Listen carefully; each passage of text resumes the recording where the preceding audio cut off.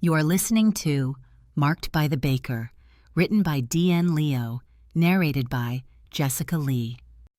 What happens when a successful city baker returns to her small hometown for one last competition, only to discover her teenage soulmate is now the pack alpha, and breaking their supernatural bond isn't as simple as she thought?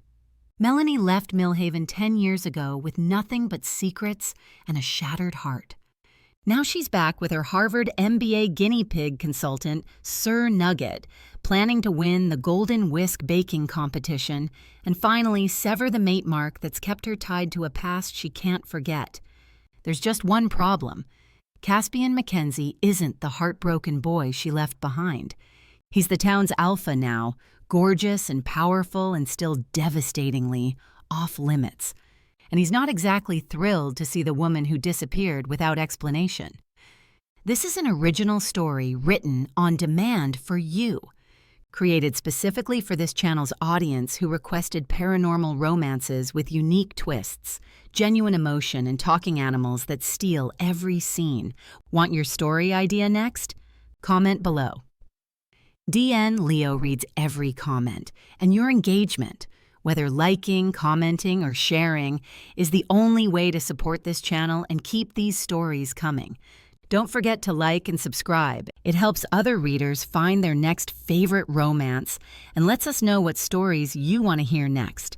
This story has a super happy bonus chapter included. Link in the description below. Now let's head to Millhaven, where the flower is flying and the hearts are about to be won. Chapter 1. The key to Aunt Maggie's house, stuck in the lock like it had developed trust issues over the past decade.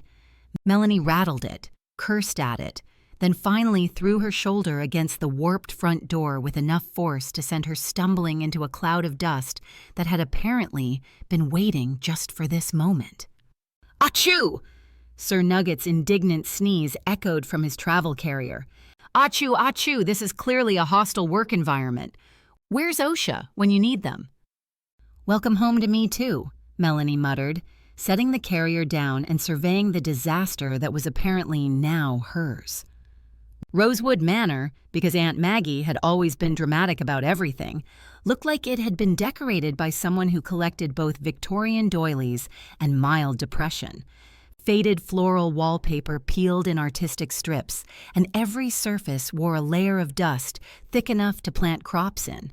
The hardwood floors groaned ominously under her designer boots, as if offended by anything that cost more than $50.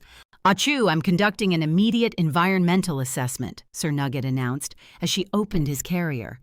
He emerged with his whiskers twitching in what she'd learned to recognize as his consulting mode. Achoo! The air quality is substandard, the lighting is insufficient for proper operations, and achoo! This aesthetic violates several principles of feng shui. It's a free house, Nugget. Melanie pulled her hair into a ponytail and tried not to think about how her loft in Manhattan had cost more per month than most people's cars. We just need to make it livable for a few weeks. Achoo! Define livable. My standards have evolved since Harvard. She grabbed the first of many cleaning supplies from her car, trying to ignore how the porch steps sagged like they were personally disappointed in her life choices.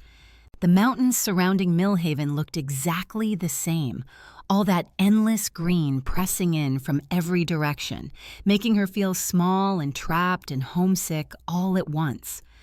Achoo!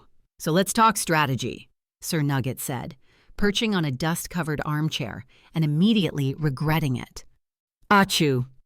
From a business perspective, this trip might turn out expensive, and we won't break even on emotional investment. She smiled.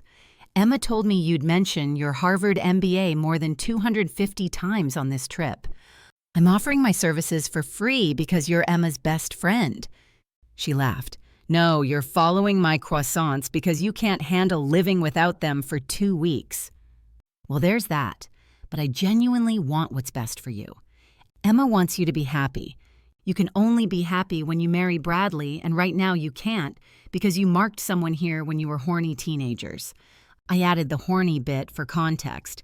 So who is this person? I need to do background research and develop strategy. Melanie attacked a particularly offensive cobweb with more violence than strictly necessary.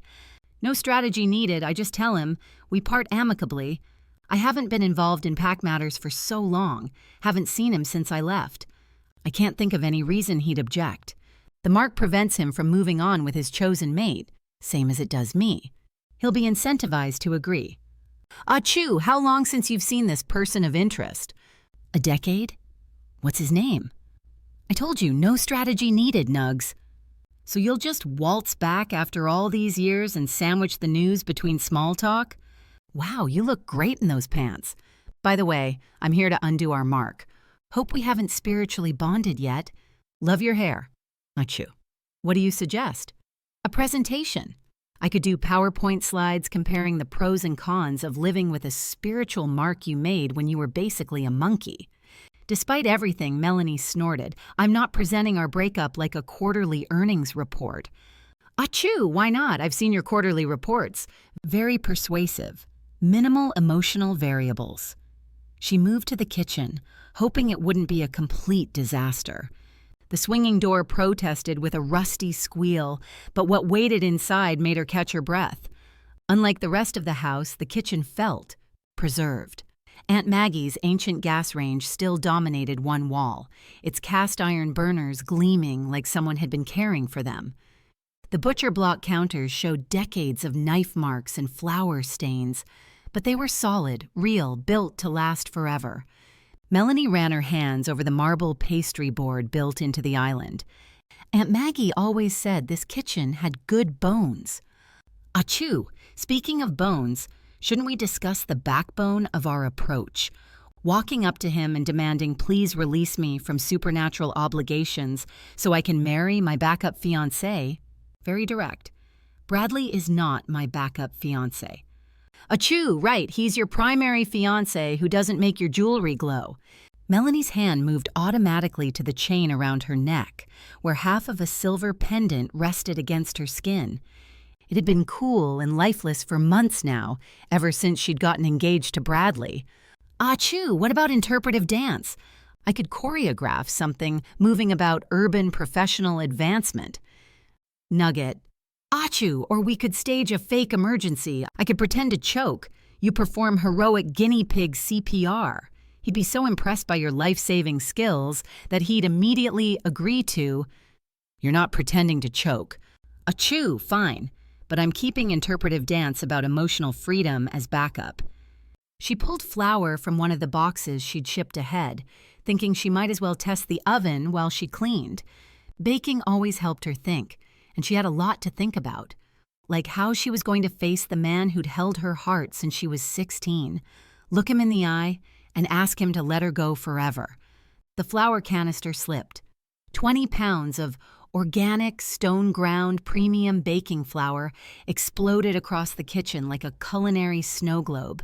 It coated every surface, filled the air with a choking white cloud, and turned her designer jeans into abstract art. Achoo, achoo, achoo!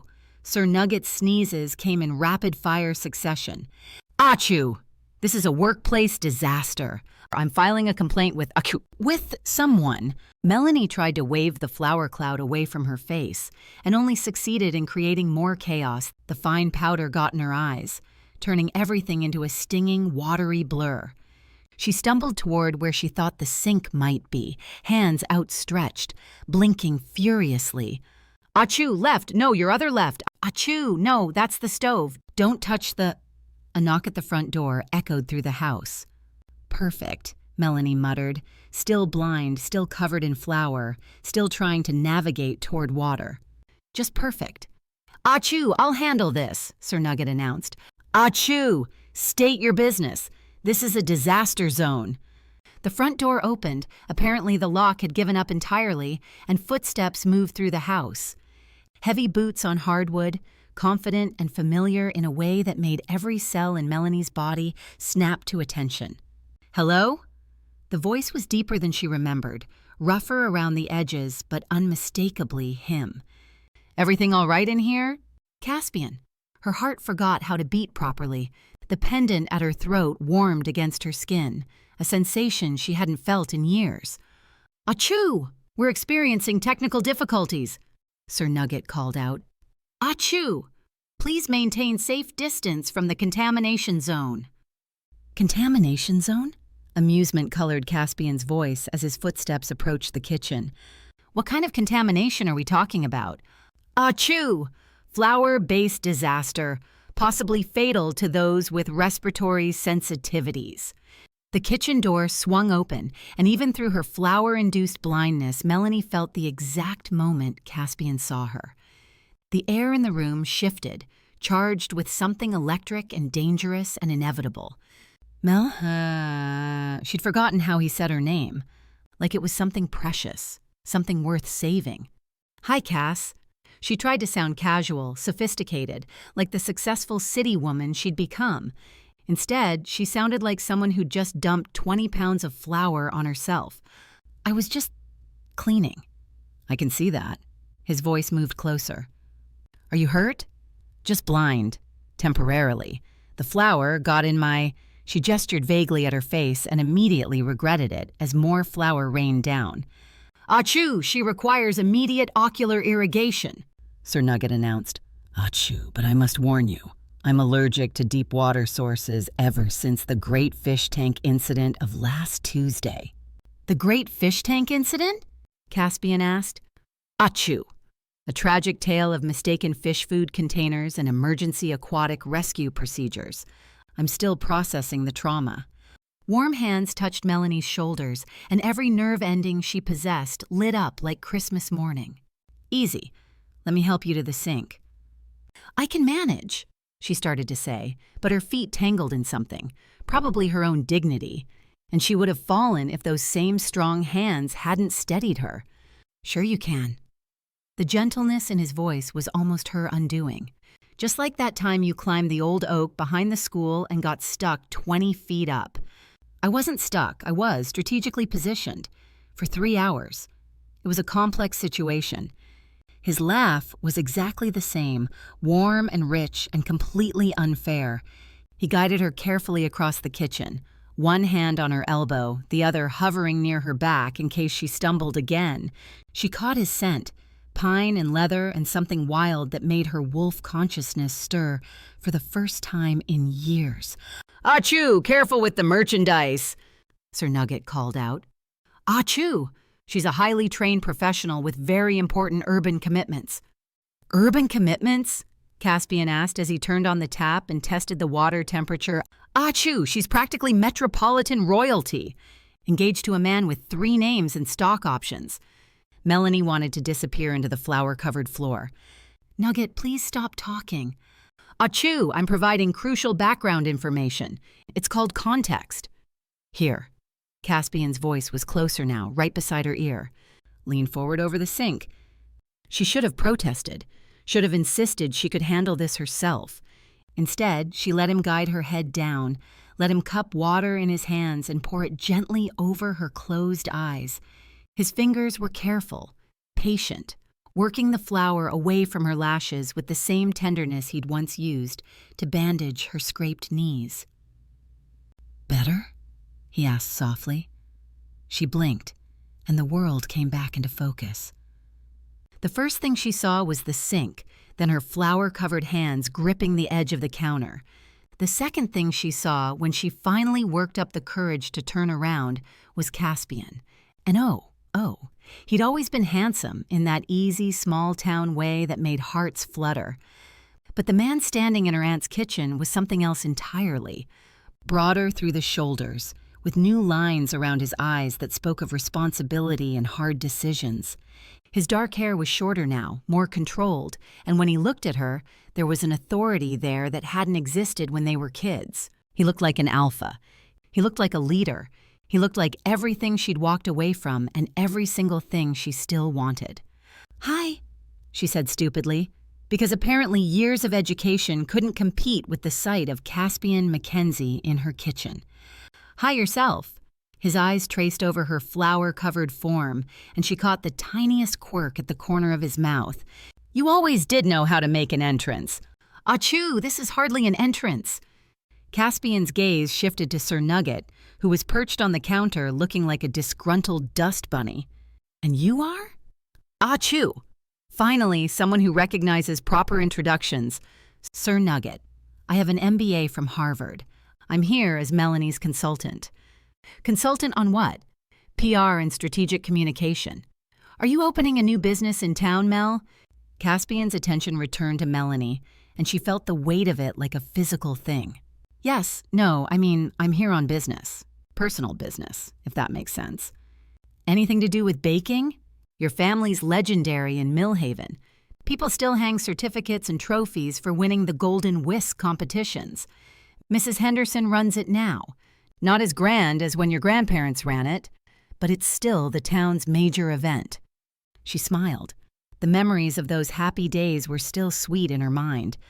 "Oh, so that's where you got your croissant recipes."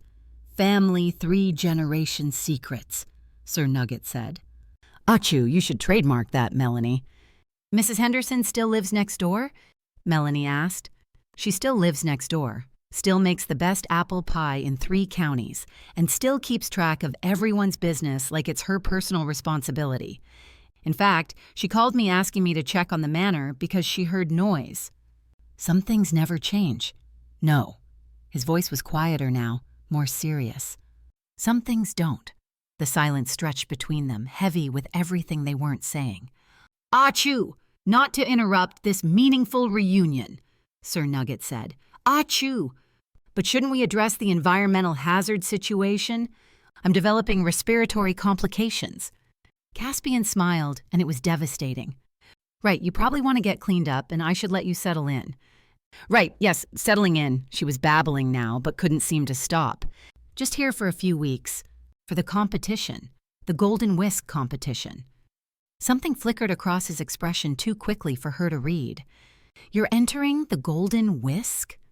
"I thought it might be. Fun. A challenge." She wiped her hands on her flour-covered jeans, which accomplished exactly nothing. "If I win, it'd be good for the bakery I'm running in NYC." He nodded. "Sure would. If you bake for a living, this would certainly be an important achievement." He moved toward the kitchen door, and she felt the loss of his presence like a physical ache. "Well, welcome home, Mel." "Thank you." He paused in the doorway, his hand on the frame. "Fair warning. The competition's gotten pretty intense over the years. The current champion takes it very seriously." "I'm sure I can handle it." "I'm sure you can." He looked at her for a long moment, and she wondered what he saw. The girl who'd left him behind? The woman who'd built a life without him? "See you around," and then he was gone, leaving her alone in her flour bomb kitchen with an over-caffeinated guinea pig and the uncomfortable realization that some things had changed a lot more than she'd expected. "Achoo," Sir Nugget observed. "Achoo, well, that could have gone worse." "How exactly could that have gone worse?" "Achoo, we could have entered a folk dance competition, something you have no competitive advantage in. Baking is right in your wheelhouse. Still, it would have been easier to tell him you're here for breaking, not baking." Nugget.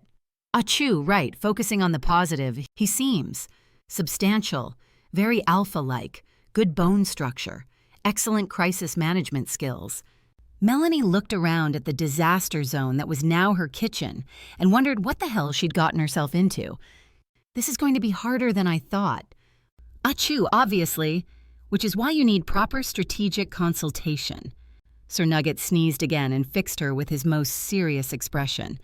"Achoo, step 1. We definitely need better flour storage solutions." Chapter 2. Melanie woke up at 4:30 in the morning because her body had apparently forgotten how to sleep past dawn without the soothing sounds of Manhattan traffic and her upstairs neighbor's questionable life choices. Instead, she got bird songs and what sounded like a marching band of squirrels having a territorial dispute in the attic. "This pastoral wake-up call violates several noise ordinances," came the predictable commentary from Sir Nugget's travel palace, a custom guinea pig mansion she'd ordered online that was probably nicer than most studio apartments. "Where's the urban ambiance, the gentle hum of civilization? I feel like I'm in a nature documentary. And frankly, I didn't sign up to be the comic relief. It's called nature, Nugget. She stretched, wincing as her back reminded her that Aunt Maggie's guest bed had been designed during an era when people were apparently shorter and less fond of spinal alignment. Some people find it relaxing. Some people also think pineapple belongs on pizza, doesn't make them right, or mentally stable. She shuffled to the kitchen, grateful that she'd managed to excavate most of the flower disaster the night before. The morning light streaming through the windows made everything look softer, more hopeful, like maybe this whole plan wasn't completely insane.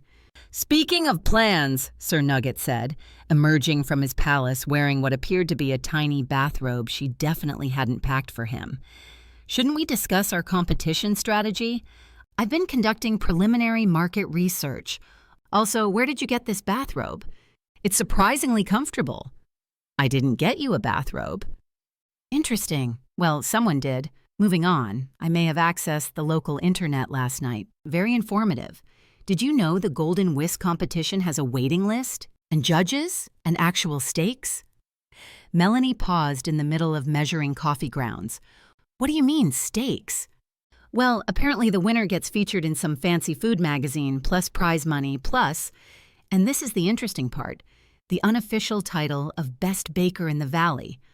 Unofficial title? Which becomes very official when you're trying to run a bakery business in a small town. The current champion has been using it in all her marketing materials. Very savvy. I respect the brand strategy. A cold weight settled in Melanie's stomach. Current champion? One Rosalie Hart, graduated from culinary school, runs the town's most successful bakery, 5-time Golden Whisk winner, and, according to the Millhaven Community Facebook page, absolute sweetheart who makes the most divine wedding cakes. Also, her Yelp reviews are suspiciously perfect. Either she's genuinely amazing or she's mastered the art of customer manipulation. I leaned toward the former. The coffee maker gurgled ominously, like it was commenting on her life choices. "Oh, and she's apparently dating the town's alpha wolf, someone named Caspian Mackenzie. Ring any bells? Also, do alphas get employee benefits? Because that seems like it should come with a comprehensive healthcare package." Melanie's hand froze halfway to her coffee mug. "Dating? Well, the Facebook relationship status is, it's complicated. But there are several photos of them at community events looking very..." Sir Nugget paused dramatically. "Coupley, lot of synchronized smiling, professional-level coordination." The coffee mug almost slipped from her fingers. Sir Nugget stretched and yawned. "Well, in pack language, people call it alpha mate. Though I have to say, that sounds like a subscription service." "Alpha mate, premium dating for supernatural singles. I should trademark that." Surely not. The words came out harder than she intended. She had no reason to be jealous. She was in no position to do so, and if anything, she shouldn't be surprised. She cleared her throat. Packs want to match their alphas with suitable mates. But that's not a soulmate bond. It's just pack politics. Nothing wrong with that. What I meant is, when the champion baker is going out with the town's alpha sheriff, we're at a disadvantage. Being an outsider and all. Sure, it's like playing tennis at Wimbledon when you're not even seeded. And also, you've never played tennis. And also, the other player owns the court. We don't have home crowd support. But are you sure you filed away all feelings for Cass? Because your emotional portfolio seems heavily invested in that particular stock. Where does that come from, Nugs? Your stress pheromones are basically hosting a rave right now. I may be small, but I'm not noseblind. Also, you're gripping that coffee cup like it owes you money. Melanie stared at the coffee as if it held answers. Caspian was dating someone. Of course he was dating someone. He was gorgeous, successful, an alpha wolf. Why wouldn't he be dating someone? And not just anyone, but the town's beloved champion baker, who probably made perfect soufflés and never dumped 20 pounds of flour on herself. Melanie, you're doing that thing where you overthink everything and forget to breathe. I'm starting to worry about your oxygen levels. She realized he was right and forced herself to take a deep breath, then another. It's fine. This is actually good. Define good. Because from where I'm sitting, this looks like what my Harvard professors would call a suboptimal market position. If he's happy with someone else, then he'll be more willing to undo the mark. Less complicated. She grabbed a dish rag and started wiping the counter with unnecessary force. This makes everything easier. Right, easier. That's why you're cleaning like you're trying to sand down the granite with a dish rag. I'm not. She caught herself mid-wipe and forced her movements to become more controlled. I'm just being thorough. Uh-huh. And the fact that she's beautiful, successful, and apparently perfect at the exact thing you came here to prove you're good at, that's not bothering you at all? Doesn't matter. She tossed the rag into the sink with perhaps more force than necessary. I'm not here to compete with her for Caspian. I'm here to compete with her for a baking title, and then I'm going home to marry Bradley. Bradley with the business and stock options and the personality of lukewarm oatmeal. Bradley with the stable career and the 5-year plan that doesn't involve guinea pig business consultants offering unsolicited relationship advice. Hey now, that 5-year plan could use some diversification. I bring a lot to the table. Literally. I'm excellent at taste testing. Despite everything, Melanie smiled. You bring chaos to the table. Strategic chaos. There's a difference. Chaos is spilling flour everywhere. Strategic chaos is spilling flour everywhere, but making it look intentional. She finished cleaning and tried to keep her hands steady. Okay, new plan. We need to register for the competition, scope out the local baking scene, and figure out what we're up against. Excellent. I suggest we start with reconnaissance. Know thy enemy and all that. Also, I should probably get some business cards printed. Sir, Nugget, strategic consultant, and unofficial relationship therapist. Rosalie's not the enemy. Right, she's the friendly neighborhood competition who happens to be dating your ex-soulmate. Totally uncomplicated. My ex-boyfriend, who I came here to permanently break up with. Melanie finished firmly. Which is why this is actually perfect. No complications. Sir Nugget's whiskers twitched in what she'd learned to recognize as his skeptical consultant expression. If you say so. But I'm updating my risk assessment to moderate chance of emotional combustion. 20 minutes later, they were walking down Millhaven's Main Street, which looked like it had been preserved in amber sometime around 1950 and then gently polished every decade since. The storefronts were cheerfully painted, the sidewalks actually sparkled, and there were honest-to-God flower boxes under every window. It's like a movie set, Sir Nugget observed from his shoulder perch. Very. Aggressively charming. I keep expecting someone to burst into song about the joys of small-town living. It's always been like this. Melanie tried not to notice how many people were staring at her, or how many of them were whispering to each other behind their hands. Small towns had long memories, and her departure 10 years ago hadn't exactly been subtle. Target acquired, Sir Nugget announced. 2 o'clock, Rosalie's Corner Bakery. Looks like our primary competition. Also, points for the alliteration. Good branding. Melanie followed his gaze and felt her stomach drop. Rosalie's Corner Bakery was everything she'd feared it would be. Perfect. The storefront gleamed with fresh paint. The windows displayed gorgeous pastries that looked like edible art, and there was actually a line of customers waiting outside. She's good, Sir Nugget admitted grudgingly. Those croissants look almost as good as yours. Almost. I maintain professional loyalty, but I'm not blind. Thanks for the ringing endorsement. I call him like I see him. But look at the line. Clearly she's got market dominance.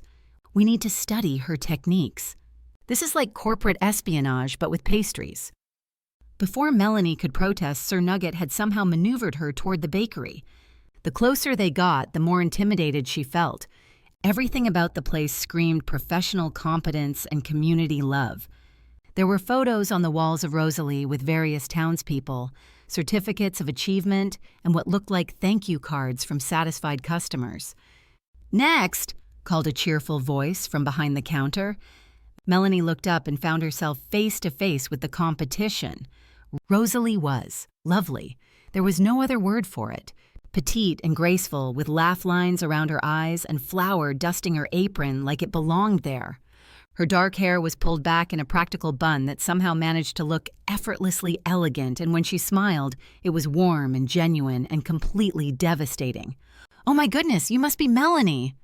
Rosalie's face lit up like Christmas morning. "Mrs. Henderson called and told me Maggie's niece was back in town. I'm Rosalie. I think I was a few years behind you in school." "Hi." Melanie managed to get the word out without squeaking. "Nice to meet you." "And I'm Sir Nugget, strategic consultant and quality control specialist," Sir Nugget chimed in. "Also, unofficial morale officer and part-time life coach." Rosalie's eyes widened as she took in the guinea pig perched on Melanie's shoulder. "Oh my word, he's adorable. And did he just introduce himself?"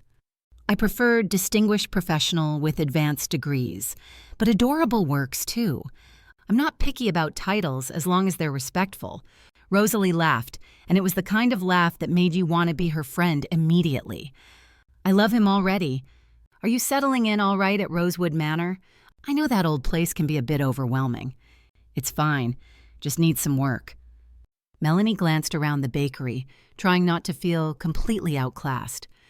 "This place is beautiful." "Thank you. It's been my baby for the past 5 years." Rosalie's pride was obvious and completely justified. "Mrs. Henderson mentioned you might be interested in entering the Golden Whisk competition. That's so exciting." "We're conducting preliminary market research," Sir Nugget announced. "What can you tell us about the competitive landscape? Also, do you have any samples? For, market analysis purposes." "Well, it's gotten pretty serious over the years," Rosalie said, wiping her hands on her apron. "We have bakers coming from 3 counties now. The judging is blind, so it's all about skill and creativity." "And you're the current champion?" Melanie asked, trying to keep her voice neutral.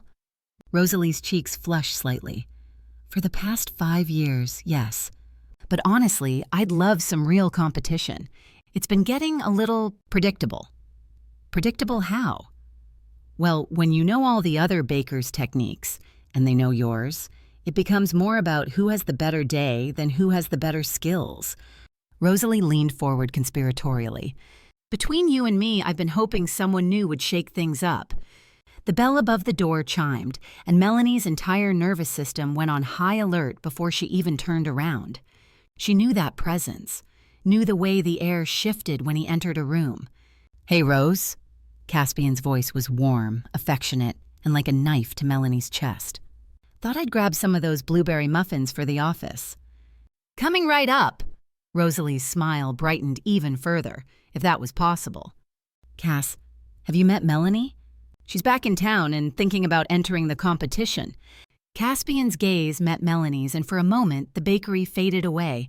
His eyes were the same deep green she remembered, but there was something guarded there now, careful. "We ran into each other yesterday," he said carefully. "How's the settling in going?" "Better now that we've implemented proper flour storage protocols," Sir Nugget announced. "No further workplace disasters to report. Also, I've been conducting a comprehensive safety audit of the premises." Rosalie looked between them curiously. "You two know each other?" "We went to school together," Melanie said quickly. "A long time ago." "Oh, how wonderful, Cass. You never mentioned you knew Melanie."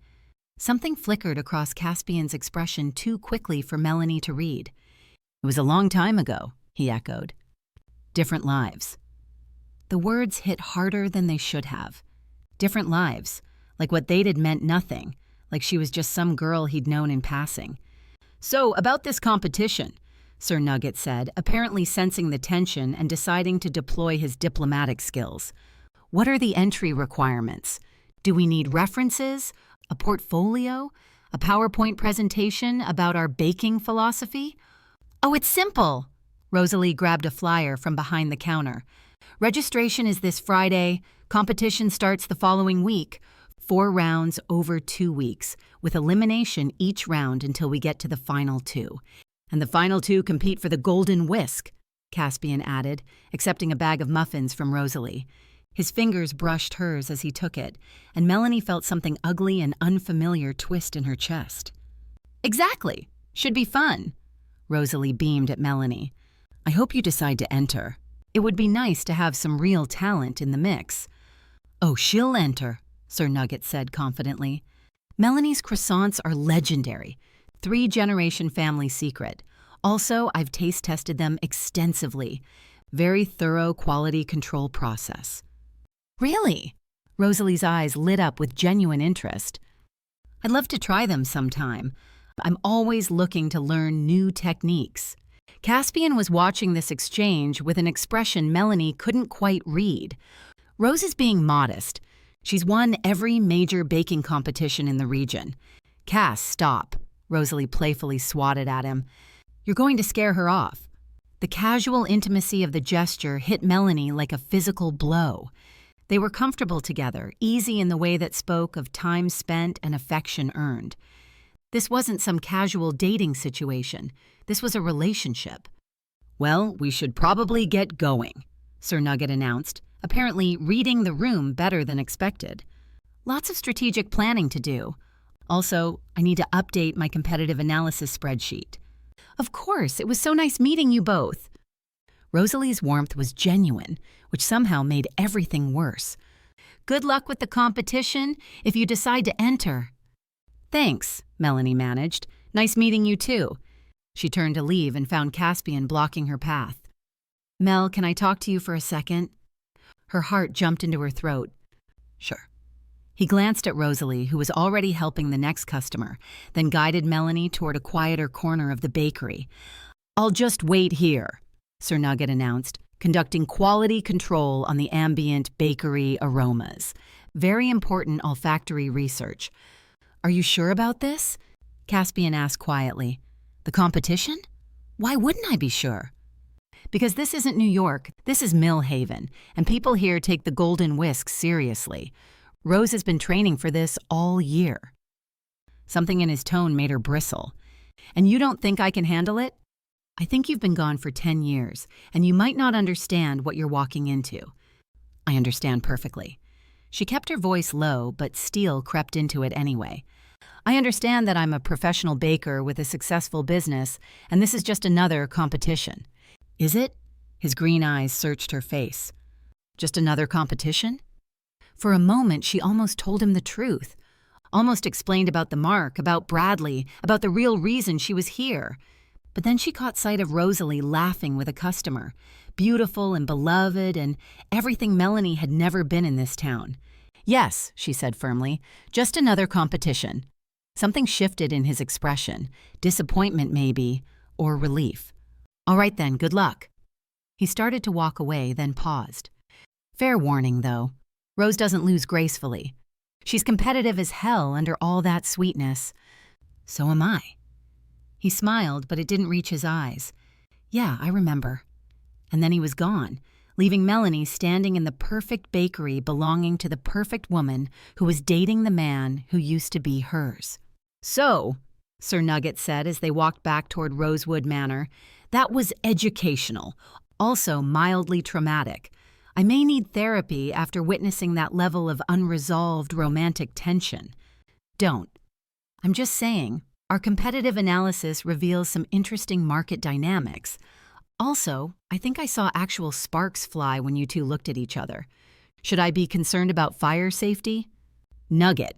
Fine.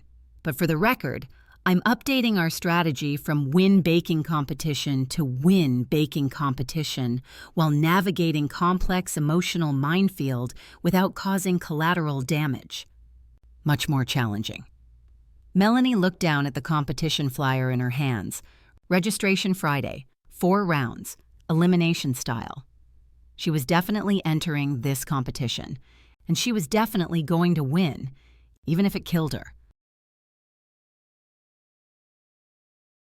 Chapter 3. The Mill Haven Community Center buzzed with energy that felt more like a county fair than a baking competition. Melanie stood at her assigned station, hands trembling slightly as she surveyed the ingredients laid out before her. Honey cake. Of course it had to be honey cake. This is perfect, Sir Nugget whispered from his perch inside her apron pocket, having somehow convinced the judges that he was an emotional support animal essential for optimal performance. Classic comfort food, requires technical precision, and based on my reconnaissance, your grandmother's recipe was legendary in these parts. She touched the small vial of Madagascar vanilla she'd brought from her New York bakery. I haven't made this in years. But you remember. I can tell by the way your hands moved when you saw the honey. Muscle memory, my dear. Very reliable. The crowd pressed against the roped barriers, and Melanie tried not to notice how many faces turned her way. Mrs. Henderson waved enthusiastically from the front row. The mailman she'd met yesterday pointed her out to his wife. Even teenagers who couldn't possibly remember her were craning their necks for a better view. "They're here for the show," Sir Nugget observed quietly. "Return of the prodigal baker. Very dramatic. Excellent for ratings if this were televised. Contestants, you have 2 hours to create a traditional honey cake," announced Mrs. Henderson through a microphone that squealed with feedback. "Judging will be based on taste, texture, and presentation. Begin now." The other 7 bakers sprang into action with practiced efficiency. Melanie's hands hesitated over the honey jar, memories flooding back unbidden. 16 years old, standing in this same community center kitchen during a fundraiser, Caspian sneaking tastes of her batter when she wasn't looking. "Focus," Sir Nugget murmured. "Channel those memories into technique, not nostalgia. Also, contestant number 3 is using store-bought honey." Amateur mistake.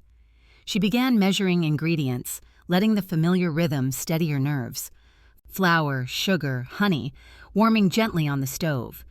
The scent alone transported her back to Aunt Maggie's kitchen, to lazy Sunday afternoons when making this cake felt like the most important thing in the world. "Status report," Sir Nugget whispered. "Rosalie's working on something elaborate, multiple layers, very ambitious. Contestant 5 is panicking over her meringue. And there's a gentleman with a beard who keeps staring at your technique. Stop spying and help me remember the spice ratios. Cinnamon, ginger, just a pinch of cardamom. Your grandmother's secret was the cardamom. Also, I may have overheard Rosalie tell someone she's never made traditional honey cake before. Interesting tactical development."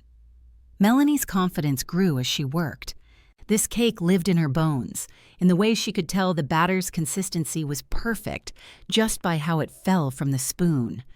She folded in her secret ingredient, that expensive vanilla, and tried not to think about how Caspian used to steal pieces straight from the cooling rack. 30 minutes remaining," Mrs. Henderson announced. "Time to implement Operation Enhancement," Sir Nugget whispered. "While your cake bakes, reconnaissance shows contestant 7 struggling with temperature control, natural elimination candidate. Also, the bearded gentleman's cake just collapsed. We're in good position." The crowd had grown larger, pressing closer to the barriers. Melanie caught sight of Caspian near the back, arms crossed, watching her with an unreadable expression. Their eyes met for a moment before she forced herself to look away. "He's been watching you for 20 minutes, Sir Nugget observed. Very intense observation. Either he's genuinely concerned or he's conducting his own tactical analysis. Nugget. Right, focusing. Your cake's done. Perfect golden color, excellent spring back on the touch test. Time for the honey glaze." She pulled the cake from the oven, and the familiar aroma filled their station. Several people in the crowd leaned forward, and she heard someone whisper, "Smells just like her grandmother's." The honey glaze went on perfectly, soaking into the warm cake exactly as it should. She plated it simply. No elaborate decorations, just the way Aunt Maggie had taught her. Sometimes the best things didn't need embellishment. Time. 8 cakes sat on the judging table, ranging from Rosalie's architectural masterpiece with candied flowers to contestant 7's slightly lopsided creation that smelled burned around the edges. The judging took 45 minutes. Melanie watched the 3 judges, Mrs. Henderson, a woman from the next county she didn't recognize, and someone who was apparently a food blogger from the city, taste each cake methodically, making notes, whispering among themselves. "Results are in," Mrs. Henderson announced. "The 4 contestants moving on to round 2 are..." She paused dramatically. "Rosalie, Marcus, Helen, and Melanie." Relief flooded through her. followed immediately by the sting of Mrs. Henderson's next words. "Melanie, you advance, but just barely. Your cake was technically perfect and delicious, but it lacked the innovation we're looking for in this competition." Sir Nugget pressed closer to her side. 4th place out of 4 survivors. Not ideal positioning, but we're still in the game. The crowd began to disperse, people stopping by her station to offer congratulations that felt hollow. She'd made it through, but barely. Caspian had been right. She didn't understand what she was walking into. "Well?" Rosalie appeared beside her, radiant with victory. "That was exciting. Your honey cake was incredible, so traditional and perfect. I could never get mine to taste like that." "Thank you." Melanie began packing her supplies with mechanical precision. "Congratulations on 1st place." "Oh, that was just luck. Next round's going to be much harder." Rosalie's smile was genuine, which somehow made everything worse. "I'm so glad you made it through. It wouldn't be any fun without real competition." After Rosalie left, Melanie stood alone at her station while the community center emptied around her. 4th place, last place among the survivors. "Strategic analysis," Sir Nugget said quietly. "You played it safe.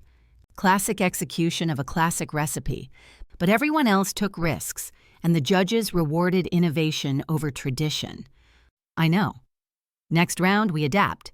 Take the techniques you know and push them somewhere new. Also, I noticed the judges have specific preferences based on their reactions. The food blogger likes unexpected flavor combinations. Mrs. Henderson appreciates technical skill but wants to see creativity. And the county judge seems to favor presentation." "Thanks for the analysis." "Melanie?" Sir Nugget's voice was gentler now. "You okay?" She looked around the empty community center, at the stations where her competitors had created beautiful, innovative cakes while she'd hidden behind nostalgia and tradition. "I need some air." The cemetery sat on a hill overlooking Millhaven, surrounded by old oak trees that cast long shadows in the evening light. Melanie's parents' headstone was simple granite, their names carved in clean letters that time had barely weathered. She sat cross-legged on the grass, Sir Nugget quiet in her lap for once, letting the evening breeze carry away the frustration and doubt that had been building all day. "I almost came in last today," she told the headstone. "In a competition I used to win without thinking, using recipes you taught me, Mom." The pendant around her neck had been warm all day, responding to Caspian's proximity during the competition. Now it lay cool against her skin, but she could feel him approaching long before his footsteps became audible on the gravel path. "Thought I might find you here." She didn't turn around as he settled on the grass beside her, close enough that she could smell that familiar scent of pine and leather and something uniquely him. "Paying respects?" he asked quietly. "Trying to figure out what I'm doing wrong." She pulled up a handful of grass, letting the blades fall between her fingers. "Your warning was right. I don't understand this competition." "You made it through." "Barely." They sat in silence for several minutes, the only sounds the evening birds and the distant hum of traffic from town. Sir Nugget had disappeared into her pocket, apparently deciding this conversation required privacy. "Why are you really here, Mel?" The question she'd been dreading since the moment she saw him in her aunt's kitchen. She stared at her parents' names carved in stone and tried to find courage in their memory. "I need to break our mark." The words hung in the air between them like a blade. She felt him go very still beside her, his breathing change, the temperature around them drop a few degrees. "Break it?" "Undo it, dissolve it, whatever the correct term is." She finally turned to look at him, and the pain in his green eyes made her chest ache. "I'm engaged to Bradley. We met through a mutual friend. I can't marry him while I'm still bonded to you." He was quiet for so long she started to wonder if he'd heard her. When he finally spoke, his voice was carefully controlled. "Bonded pairs can't just break their marks. It doesn't work that way. There has to be a way." "Why?" The question came out rough, like it had torn something inside him. "Is he worth it? This Bradley?" "He's good for me. Stable. Predictable." The words sounded hollow even to her. "We want the same things." "Do you love him?" The question hit like a physical blow. She opened her mouth to say yes, of course she loved Bradley, but the words wouldn't come. I care about him. That's not what I asked. She stood up abruptly, needing distance, needing air. It doesn't matter how I feel. This is about doing what's right, moving forward instead of staying stuck in the past. He rose too, and suddenly they were facing each other across 3 feet of grass and 10 years of silence. Is that what I am to you, the past? What we had ended when I left? We were kids, Cass. It wasn't real. Wasn't real? His voice was dangerously quiet now. Then why can't you look me in the eye when you say that? Please. The word came out smaller than she intended. Just let me go. I can't, Mel. I didn't go after you in NYC. That's the best I could do. But now you're here, and if I can't make you stay, I won't help you go. His voice was steady, but she could hear the pain underneath. Bonds like ours don't just disappear because one person decides it's convenient. I've spent 10 years wondering what I did wrong, what I could have done differently to make you stay. You left without a word, Mel, without a single explanation. The pain in his voice made her want to reach for him, but she forced herself to stay still. I had to leave. Had to. Or wanted to. Does it matter? It matters to me. He stepped closer, and she could feel the heat radiating from his skin. You want out of this bond? Fine. But you're going to earn it. What do you mean? Win the golden whisk. You want me to knock your girlfriend out of the competition? Rosalie isn't my girlfriend, but it doesn't matter. His green eyes held hers, uncompromising. Are you willing to go all the way? Win the competition and you'll never have to see me again. Consider our mark void and null. She stared at him, heart pounding. And if I lose? Then you stay until you figure out what you really want. The challenge hung between them, heavy with everything they weren't saying. Win or stay. Prove she'd moved on or admit she never had. Fine, she whispered. I'll win your competition. His smile was sharp enough to cut. We'll see. He turned and walked away, leaving her standing alone among the headstones with the weight of his ultimatum settling around her shoulders. Sir Nugget's small head poked out of her pocket. Well, that escalated quickly.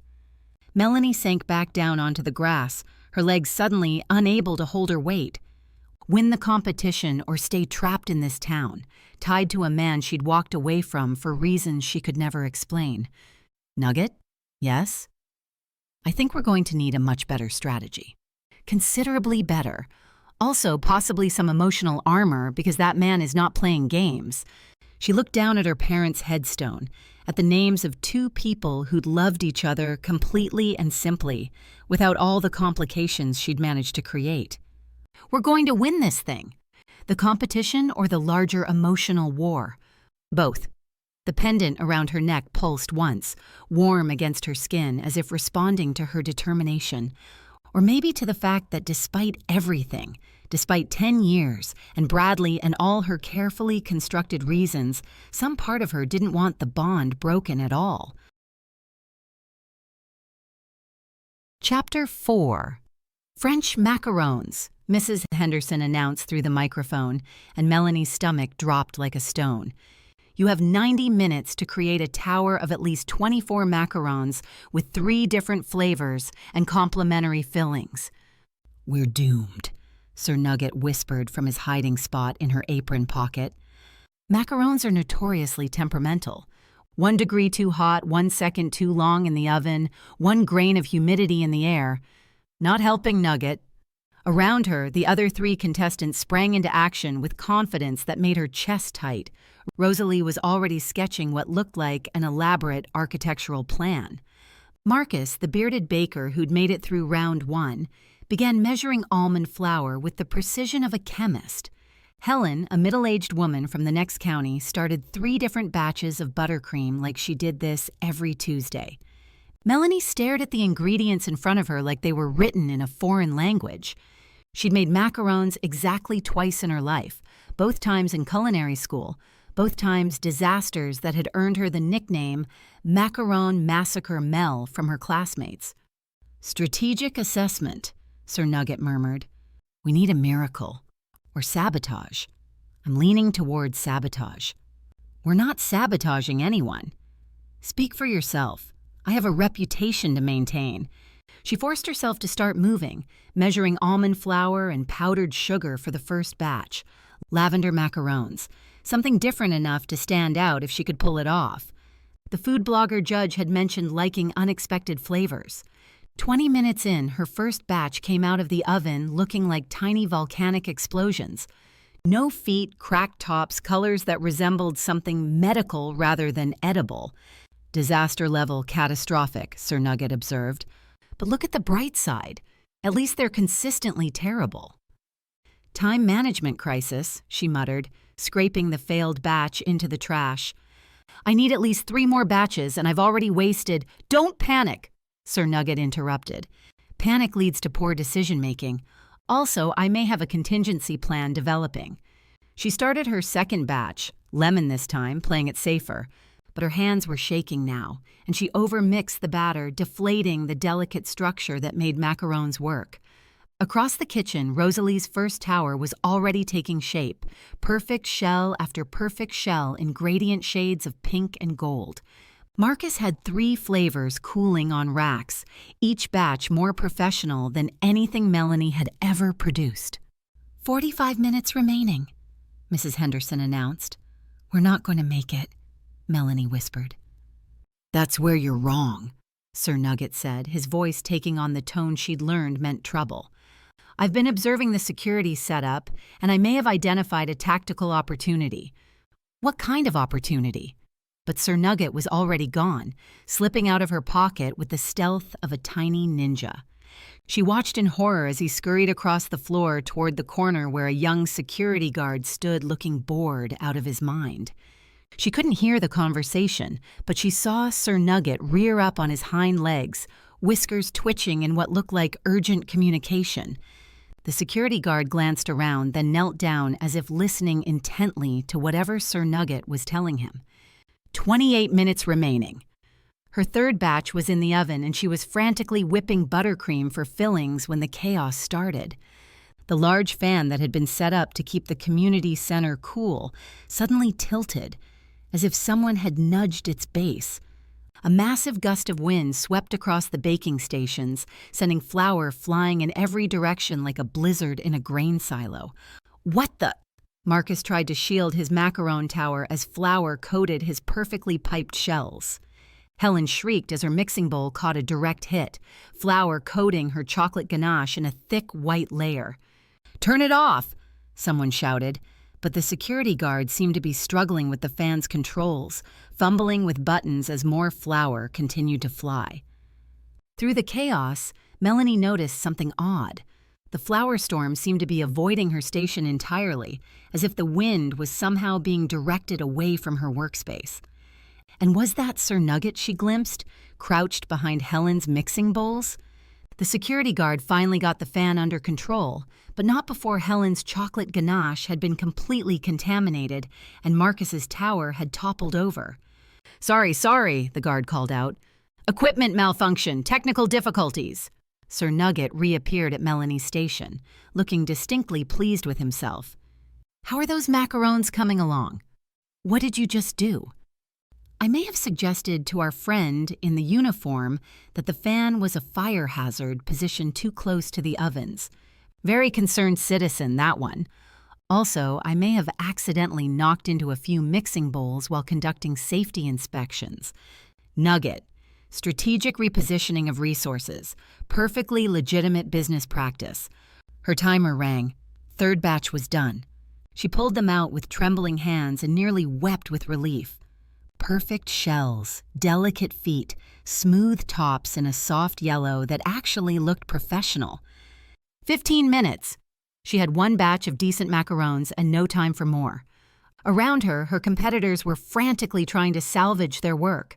Marcus was rebuilding his tower with flour-dusted shells that looked like they'd been through a sandstorm. Helen had given up on chocolate and was improvising with plain buttercream. Only Rosalie seemed unaffected by the chaos, calmly assembling her tower with shells that remained pristine despite the flower storm. How did she do that? Melanie started to ask. Professional reflexes, Sir Nugget said admiringly. Covered her work the moment the wind started. Very impressive disaster management. Melanie threw together 2 more quick flavors, vanilla and strawberry, basic but hopefully edible. Her tower was pathetic compared to the others, barely qualifying as a tower at all, more like a small hill of mismatched shells. Time. 4 sad displays sat on the judging table. Marcus's flour-dusted monstrosity, Helen's half-finished attempt with contaminated filling, Rosalie's gorgeous architectural achievement, and Melanie's humble pile of adequate macarons. The judging felt like a funeral. Melanie watched the judges' faces as they tasted her work, saw the polite smiles that meant, well, at least you tried. Results, Mrs. Henderson announced after what felt like hours. Advancing to the semifinals, Rosalie and Melanie. Relief hit her so hard she had to grip the counter to stay upright. Last place again, but still alive. Melanie, the food blogger judge said, your flavors were creative and well-balanced, but your presentation and technique need work. Marcus and Helen, Mrs. Henderson continued, thank you for your efforts. You're both talented bakers, and we hope you'll try again next year. As the eliminated contestants packed their supplies, Rosalie bounced over with her usual radiant smile. Can you believe it's just us 2 in the finals? This is going to be so much fun. Yeah, Melanie managed. Fun. I have to say, your lavender macarons were inspired. I never would have thought of that flavor combination. Guilt twisted in Melanie's stomach. She'd only made it through because of Sir Nugget's sabotage. And here was Rosalie being genuinely nice about her mediocre performance. Thanks, your tower was incredible. Oh, you're sweet. Listen, there's a little gathering tonight at Murphy's Pub to celebrate making it to the finals. You should come. It'll be fun to relax before the final round. Before Melanie could answer, a commotion near the entrance caught her attention. A familiar figure was pushing through the crowd, scanning the room with the determined expression she knew meant business. Bradley. He spotted her across the room and waved, his perfectly styled hair and crisp button-down making him look like he'd stepped out of a business magazine, which, knowing Bradley, he probably had. Surprise! He called out, weaving between the folding chairs and cleanup crew. Oh my God, Melanie breathed. What are you doing here? Couldn't let my fiancé compete without proper support, he said, reaching her station and pulling her into a hug that smelled like expensive cologne and determination. I took the red-eye. Figured you could use some moral support. Sir Nugget made a sound that might have been a snort. Bradley, this is Rosalie, Melanie said weakly. She's the defending champion. Competition. Bradley turned his megawatt smile on Rosalie, and Melanie watched her practically melt under its force. Very nice to meet you, Rosalie. Oh, please, Mel, I'm worried about my title this year. Rosalie laughed, tucking a strand of hair behind her ear. Melanie's being modest. She's incredible. That lavender macaron today, genius. That's my girl, Bradley said, squeezing Melanie's waist. Always thinking outside the box. It's what makes her such a success in New York. They were hitting it off perfectly, bonding over Melanie's supposed brilliance, while she stood there feeling like a fraud. She caught sight of Caspian across the room, loading equipment with mechanical precision, his jaw tight as he watched Bradley charm everyone within a 10-foot radius. So, Rosalie, Bradley continued, Mel tells me you're the local champion. 5 years running? That's impressive. Lucky streak, Rosalie said modestly. But honestly, having Melanie here has made this the most exciting competition in years. I feel like I'm finally being challenged.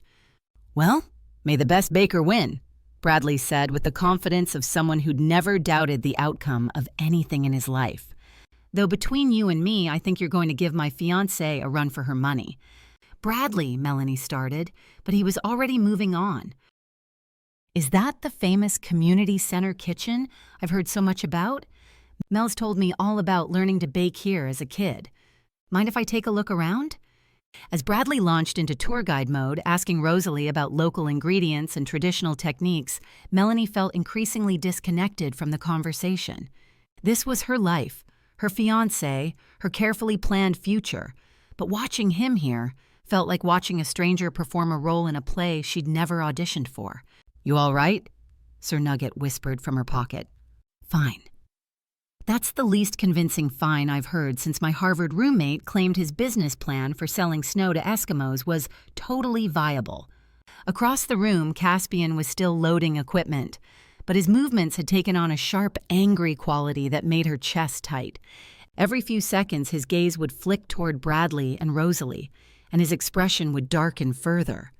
"Earth to Melanie," Bradley said, suddenly beside her again. "Ready to show me this famous family manor?" Rosalie was just telling me about the history. "She knows everything about this town," Rosalie added warmly. "I'm so jealous you get to stay at Rosewood Manor. It's like something out of a fairy tale." "More like a horror movie," Sir Nugget muttered. Victorian Gothic meets domestic disaster weekly. An hour later, they were walking through the front door of Rosewood Manor, Bradley's rental car parked beside her beat-up sedan like a reproach.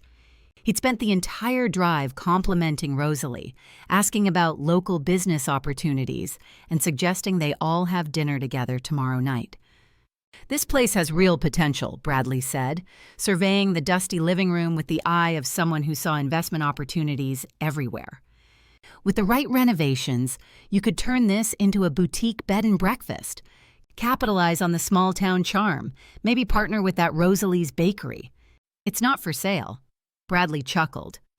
"Everything's for sale if the price is right. You just have to know how to present the opportunity."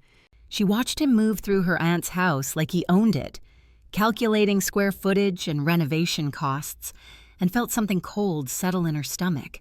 "I'm going to check on things at the community center," she said. "Make sure everything's cleaned up properly." "Want me to come with?" "No, you should rest. It was a long flight." "Actually, I'm pretty wired. Maybe I'll walk back to town, grab a coffee, check out the local scene. Research for tomorrow's dinner conversation." She left him planning his reconnaissance mission and drove back toward the community center, needing space to think. But as she pulled into the parking lot, her phone buzzed with an emergency alert. "Security situation downtown. All residents advised to shelter in place until further notice." Through the community center windows, she could see the post-competition gathering in full swing, but it was interrupted by people checking their phones, concerned murmurs rippling through the crowd. Caspian appeared at the door, phone pressed to his ear, his expression grim. He spoke briefly to Mrs. Henderson, then headed for his truck. "Security alert," Sir Nugget observed.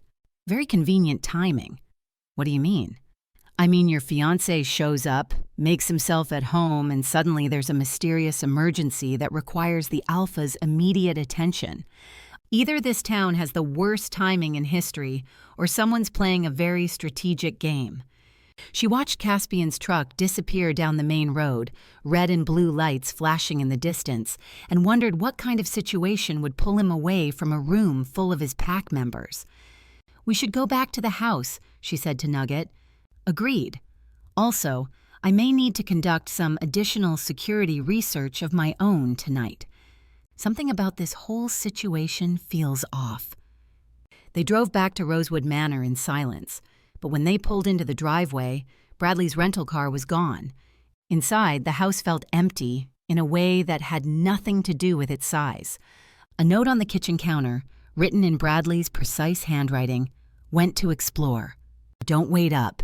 B, he's been gone for hours," Sir Nugget observed, checking the timestamp on his phone. "That's a long coffee run." Melanie tried calling Bradley's cell, but it went straight to voicemail. She texted, no response. "Maybe the security situation," she started. "Or maybe he's exactly where he planned to be all along," Sir Nugget said grimly. "Question is, where is that and why?" She tried to sleep, but every sound outside made her sit up, wondering if it was Bradley coming back or something else entirely. The emergency alert had been lifted around midnight, but there was still no word from him. At 3 in the morning, she gave up and sat by the kitchen window, watching the empty driveway and wondering when her carefully planned life had become something she no longer recognized. Bradley's car was still gone. Too early to officially call the police, but before she finished her sentence, Caspian's car turned into her driveway at 3 o'clock in the morning. Chapter 5. The sound of Caspian's car engine pulling into the driveway made Melanie's heart leap with relief and dread in equal measure. "Search and rescue protocols activated," Sir Nugget announced from his perch on the windowsill. I can tell by the way he's walking. Very purposeful, very alpha in crisis mode.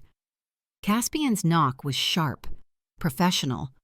When she opened the door, his face was grim but controlled, the expression of someone who'd shifted fully into sheriff mode. "I know he's still missing. I know you're worried. And I know it's too early for you to file a missing person report with the police," he said without preamble. "That's what our bond told me, Mel." She stared at him, the casual mention of their connection hitting her like cold water. "Point taken, Cass. As I said yesterday, we accidentally formed a bond when we marked each other as teenagers. The bond is strong, and it will stay if we don't denounce it officially. With it there, we can't move on with our lives. Me with Bradley and you with Rosalie.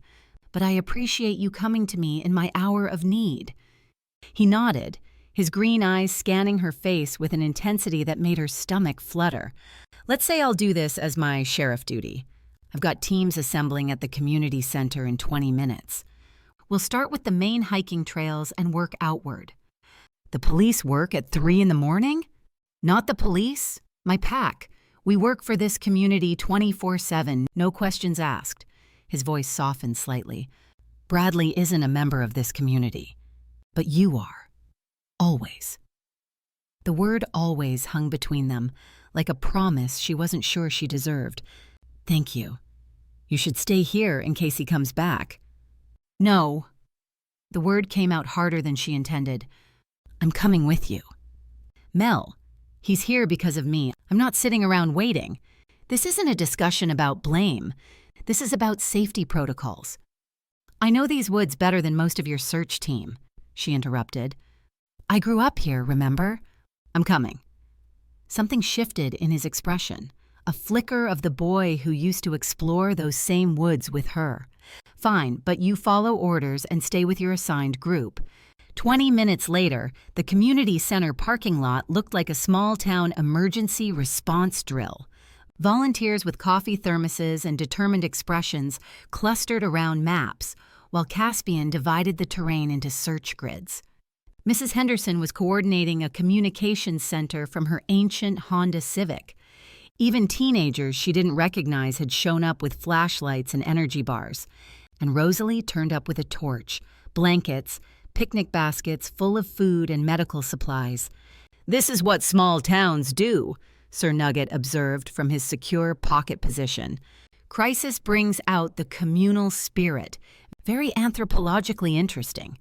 Watching neighbors she barely remembered volunteer their morning to search for a stranger made something tight in Melanie's chest loosen and clench simultaneously. This was what she'd walked away from, this sense of belonging, of people who showed up just because someone needed help. "Melanie, you're with Team 3, Caspian called out, pointing to a group led by a woman she vaguely remembered from high school. "Eastern Trail System, radio check every 30 minutes. "What about you?" she asked. "I'm taking the Northern Ridge. It's the most difficult terrain." "The most dangerous, you mean?" His smile was quick and sharp. "I'm the Alpha. It's my job." The eastern trails wound through dense pine forests that smelled like childhood and summer camps, and the kind of freedom you only understood after you'd lost it. The search team moved methodically, calling Bradley's name every few hundred yards, checking off trail areas where someone might have wandered and gotten lost. "Bradley's not exactly the hiking type," Melanie told the team leader after 2 hours of searching. "He considers walking to the corner Starbucks aerobic exercise." "People do unexpected things when they're disoriented," the woman replied. "Especially city folks. They see a path and think it leads somewhere logical." Sir Nugget's head poked out of her pocket. "Define logical." because from a risk assessment perspective, wandering alone into unfamiliar wilderness ranks somewhere between inadvisable and Darwin Award qualifying. They'd been searching for 3 hours when Melanie's radio crackled with Caspian's voice. All teams converge on coordinates 43.2651, 71.9536.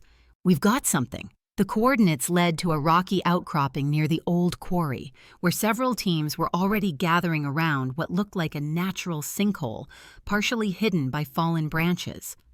"Found his phone down there," Caspian said, pointing into the dark opening. "Screen's cracked, but it's definitely his." Melanie peered over the edge and felt her stomach drop. The cave mouth was maybe 8 feet across, but it disappeared into darkness that suggested significant depth. "Bradley!" she called down. "Bradley, can you hear me?" A faint voice echoed back. "Melanie, oh, thank God, I'm down here. I think my ankle's twisted." "We're going to get you out," Caspian called down. "Are you hurt anywhere else?"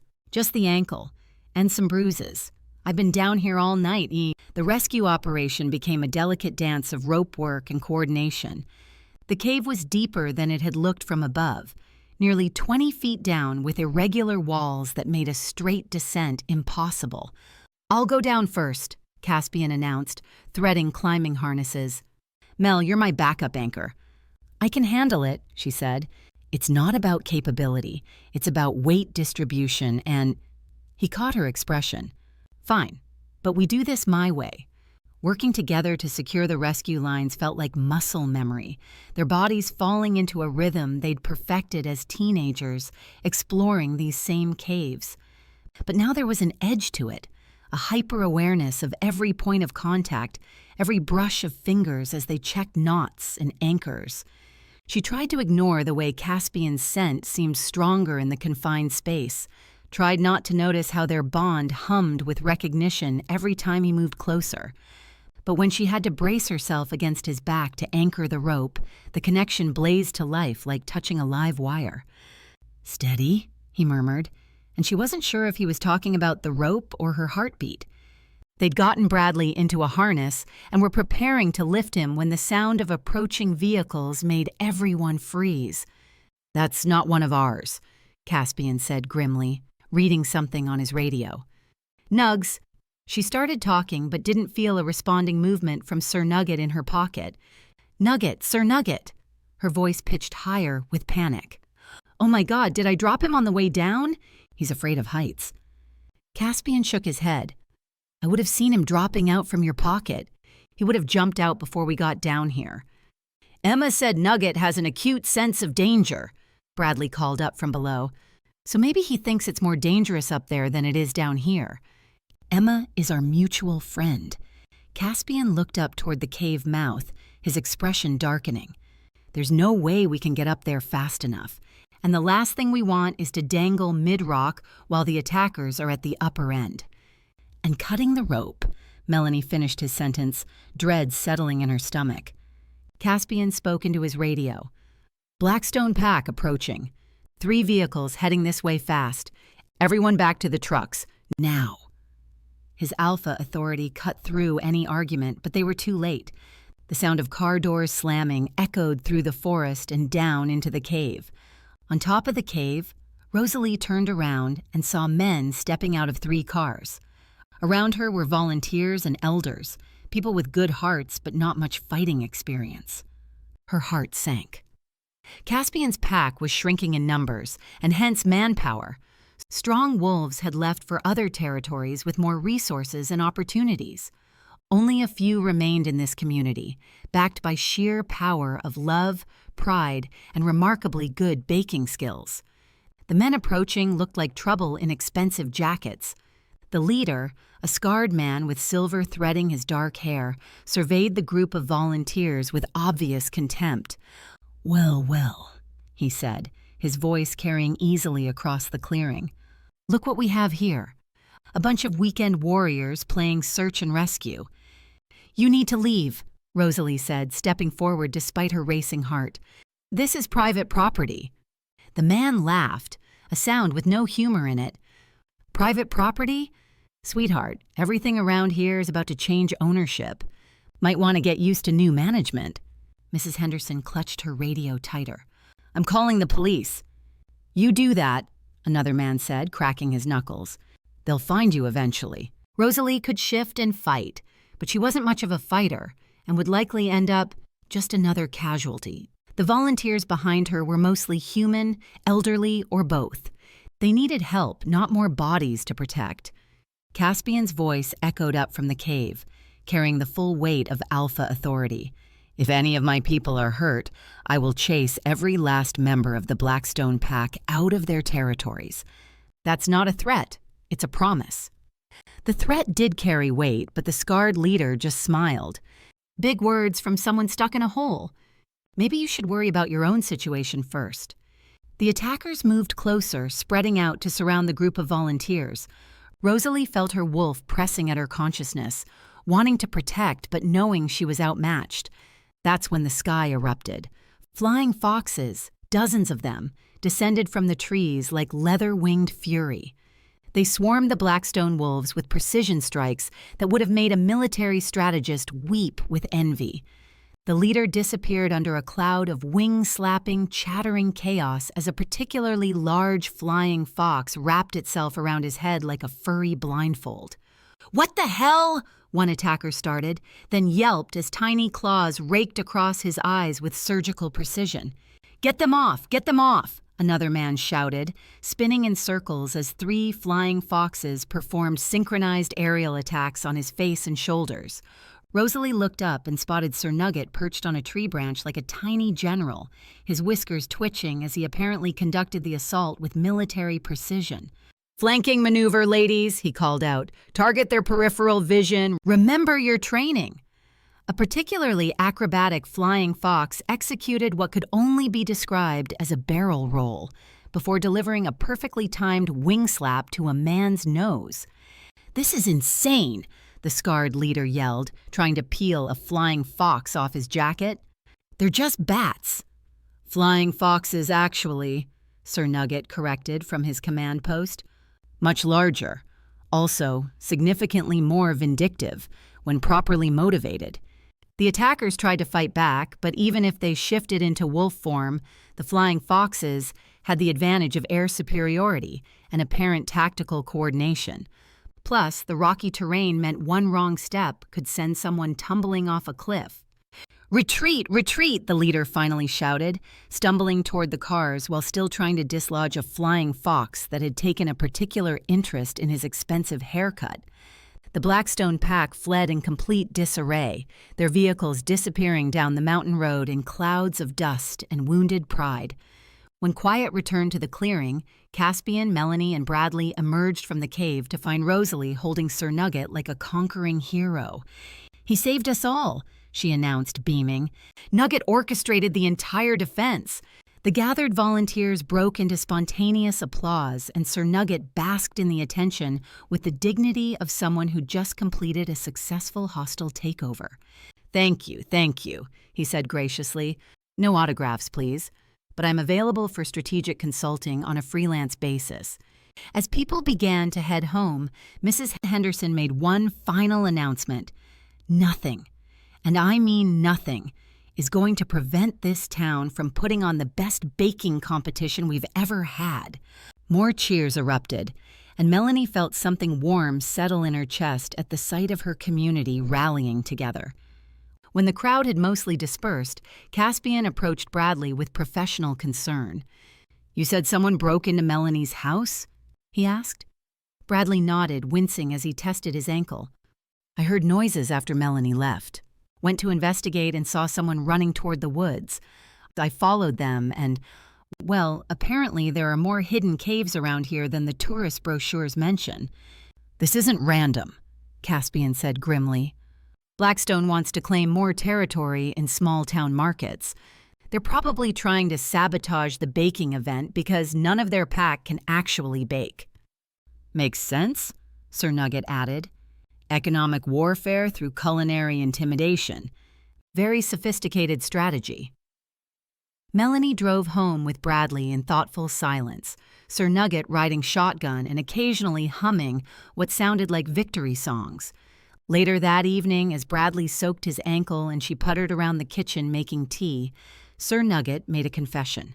"I should clarify something about earlier," he said, grooming his whiskers with elaborate casualness. "I didn't jump out of your pocket because I sensed danger coming." "No?" Melanie asked. "I'm afraid of heights, absolutely terrified. The moment we started rappelling, I bailed faster than a hedge fund manager during a market crash. But you saved everyone." "Well, yes. After I sensed the danger and figured we were outnumbered, I realized I couldn't come up to save you strategically. So I rushed to the woods to call for alliance." Bradley looked up from his ice pack. "Alliance?" Sir Nugget's whiskers twitched with what looked suspiciously like embarrassment. "The flying foxes aren't exactly mine. They belong to Mai.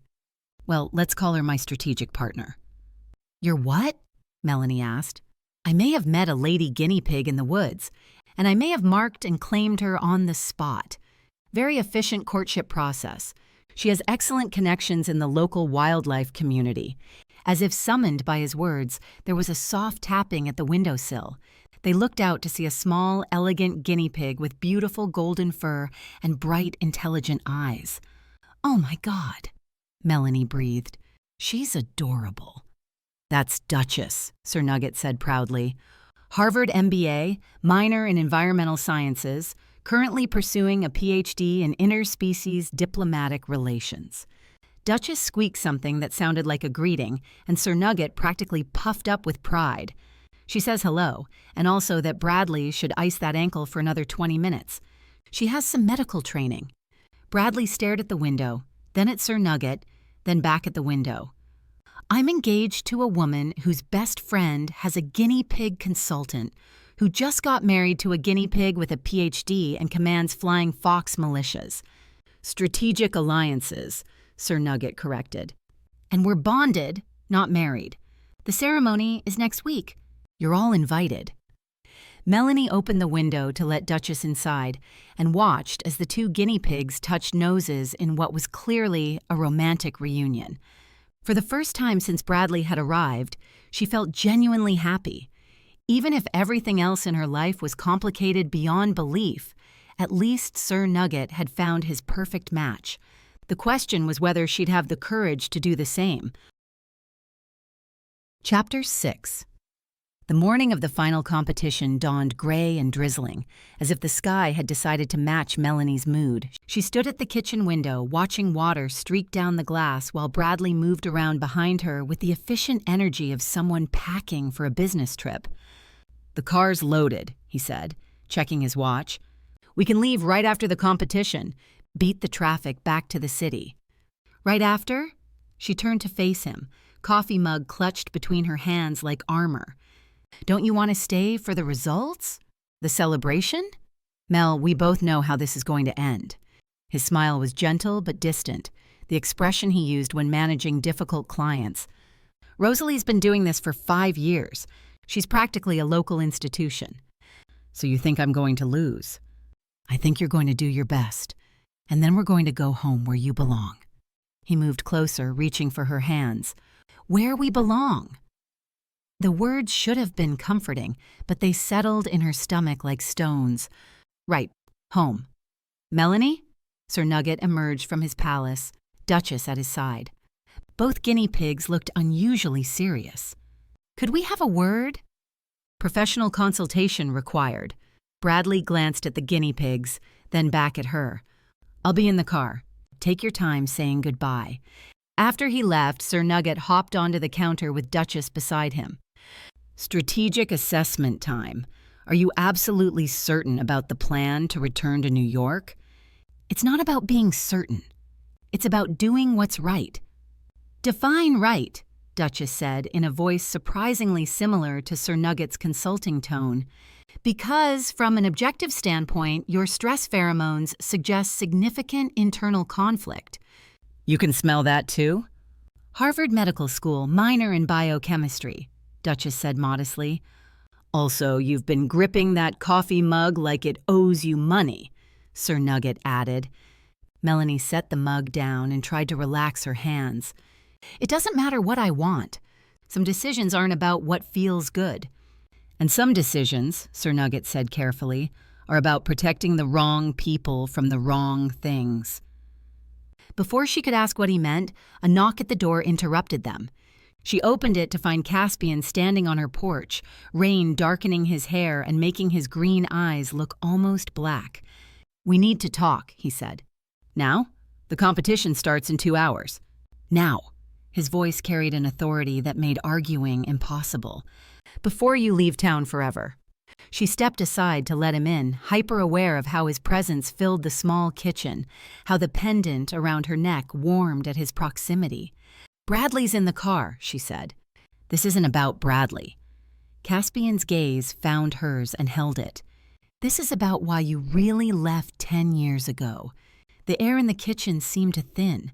"I told you." "You told me nothing." His voice was quiet, but she could hear the pain underneath. "You disappeared overnight, Mel. One day we were planning our future, and the next you were gone. No explanation, no goodbye, nothing. I had to leave." "Why?"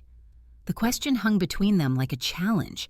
She looked at Sir Nugget and Duchess, who were watching with the intense focus of tiny therapists, then back at Caspian's face. "Because staying would have destroyed both our families." Something flickered in his expression. "What does that mean?" She wrapped her arms around herself, suddenly cold despite the warm kitchen. "It means I found out something I wasn't supposed to know. Something that would have ruined your father's position as alpha, destroyed my mother's reputation, and probably torn the entire pack apart. Melanie," his voice was gentler now but insistent, "what did you find out?" The words felt like broken glass in her throat. "Your father and my mother were having an affair." The silence that followed was deafening. Caspian went very still, his face cycling through disbelief, understanding, and something that might have been relief. "That's why you left?" "I caught them together the night before graduation, in his office at the community center." The memory was still sharp after all these years. "They didn't see me, but I heard enough to understand it had been going on for months." "So you ran?" "I protected you." The words came out fierce, defensive. "Do you know what would have happened if that came out? Your father would have lost his position. My mother would have been shunned. The pack would have split into factions. And you." She swallowed hard. "You would have been caught in the middle of all of it. That wasn't your choice to make." "Of course it was my choice. I loved you." The admission hung in the air between them, raw and honest and 10 years too late. "Loved," Caspian repeated, his voice carefully neutral. Past tense. She couldn't answer that, couldn't lie to his face when the pendant around her neck was practically burning with the intensity of their connection. "Your pack is united. I made the right choice, Cass." "Did you?" He stepped closer, and she could smell pine and leather and rain. "Because my father stepped down 3 years ago. He and his mate, my stepmother, moved to Arizona for her health. The affair you're talking about? It ended my parents' marriage, but it also led him to his true mate." The words hit her like cold water. "What?" "My mother knew about the affair, Mel. She'd known for years. She and my father were never true mates. Their marriage was arranged for pack politics. When he finally found his mate, she was relieved." "But the pack accepted it because true mates are sacred. Yes, there was gossip, some drama, but nothing like what you imagined." His voice was gentle but relentless. "You left for nothing." The kitchen floor seemed to tilt under her feet. You don't understand. I heard them talking about keeping it secret, about how it would destroy." They were probably talking about the guilt, the complexity of the situation, not about pack politics. Caspian reached out as if to touch her face, then stopped himself. "You were 18, Mel. You heard part of a conversation and made the worst possible assumptions. I was protecting you. You were protecting yourself from having to make a hard choice, from having to fight for what we had." The accusation stung because somewhere deep down she wondered if it might be true. Had she run because it was easier than staying and facing the complexity of adult relationships and pack dynamics? I can't change what I did, she said quietly. No, but you can choose what you do now. Before she could respond, Bradley's voice called from outside. Mel? We should get going if you want time to prep before the competition. Caspian's jaw tightened. Your fiancé's waiting. I should go, she said. Should. His smile was sharp with disappointment. Always should with you, never want. He turned toward the door, then paused. For what it's worth, Mel, I forgave you for leaving years ago. I just never forgave you for not trusting me enough to stay. After he left, the kitchen felt hollow and too quiet. Sir Nugget and Duchess exchanged a look that somehow conveyed an entire conversation. Well, Sir Nugget said finally, that was illuminating from a psychological standpoint, also emotionally devastating. Professional assessment, Duchess added. You appear to be experiencing what my medical training would classify as a complete cognitive reframe. Your foundational assumption about your departure has been invalidated. In layman's terms, Sir Nugget translated, you left for reasons that turned out to be wrong, and now you have to decide whether you're going to make the same mistake twice. Melanie stared out the window at Bradley's car, at the life waiting for her in New York, at the careful distance she'd built between herself and anything that might hurt her.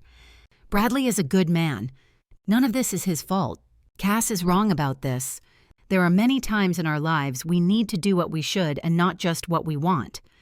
Strategically, Sir Nugget said carefully, we should start thinking about today's competition. Are you going to bake what you think will win? Or are you going to bake what's in your heart? She looked at him, then at Duchess, then at her reflection in the rain-streaked window. Another knock at the door interrupted them. This time it was Rosalie, bright and cheerful despite the rain. Ready for today? She asked, shaking water from her umbrella. I have to admit, I'm nervous. This is the first time in years I've had real competition. Rosalie.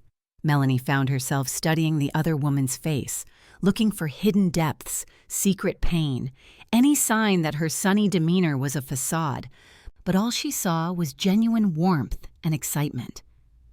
Are you all right? Rosalie asked. You look a little pale. I'm fine, just thinking about what to bake. Oh, that's the fun part. The final round is always a mystery challenge.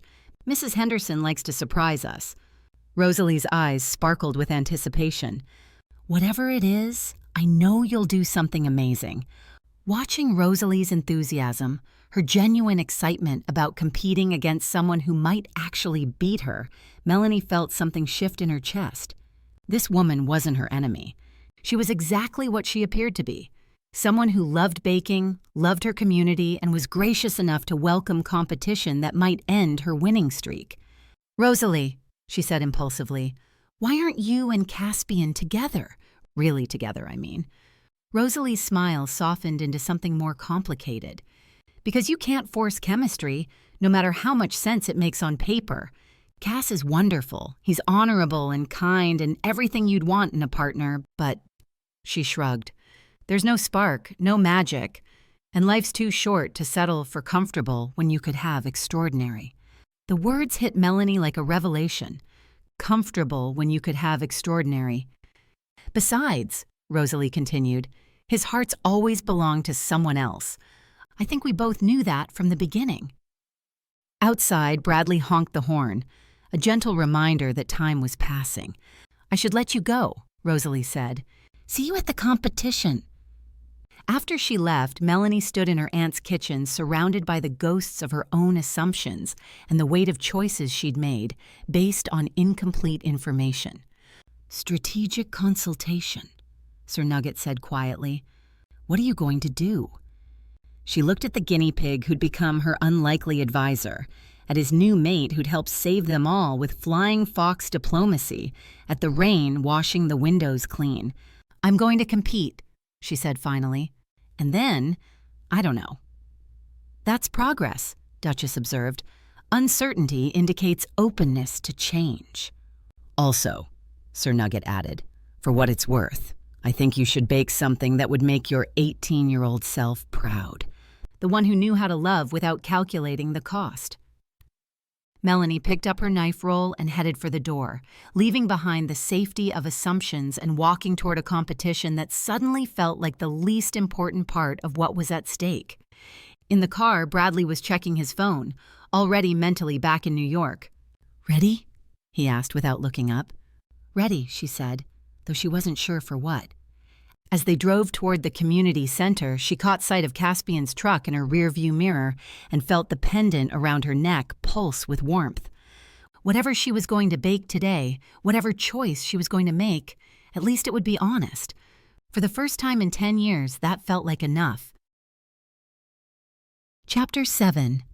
The scent hit Caspian the moment he walked into the community center. Vanilla and cinnamon layered with something uniquely Melanie that made his wolf consciousness sit up and take notice. He'd been dreading this moment since he'd agreed to judge the final round, knowing that declaring a winner meant either watching her leave in triumph or stay in defeat. Neither option felt like victory. "Alpha." Mrs. Henderson bustled over with her clipboard, and the kind of determined energy that had been organizing community events since before he was born. "The celebrity chef judge just finished the first round. It's a tie." "A tie?" "Perfect scores. Both contestants." She lowered her voice conspiratorially. "Judge Morrison said it was the closest competition he's seen in 20 years. Rosalie's technique was flawless, but Melanie's flavors were. And I quote, transcendent." Caspian's jaw tightened. Of course it was a tie. Nothing about this situation could be simple. He surveyed the packed community center. It seemed like the entire town had turned out, along with people from neighboring counties who'd driven hours to witness what everyone was calling the competition of the decade. The energy in the room was electric, but underneath it all, Caspian could smell the tension, the way scents layered when emotions ran high. Bradley sat in the front row, checking his phone with the distracted air of someone mentally already somewhere else. Beside him, an empty chair where Melanie should have been sitting between rounds.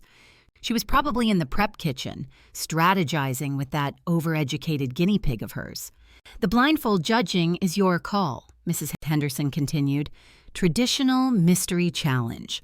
I've got the ingredients laid out, and both contestants will have 90 minutes to create something that represents." She paused dramatically. "Home." The word hit him like a physical blow. Home. As if the universe had decided to make this as complicated as possible. "Mrs. Henderson," he said carefully, "perhaps we should choose a different theme, something more neutral."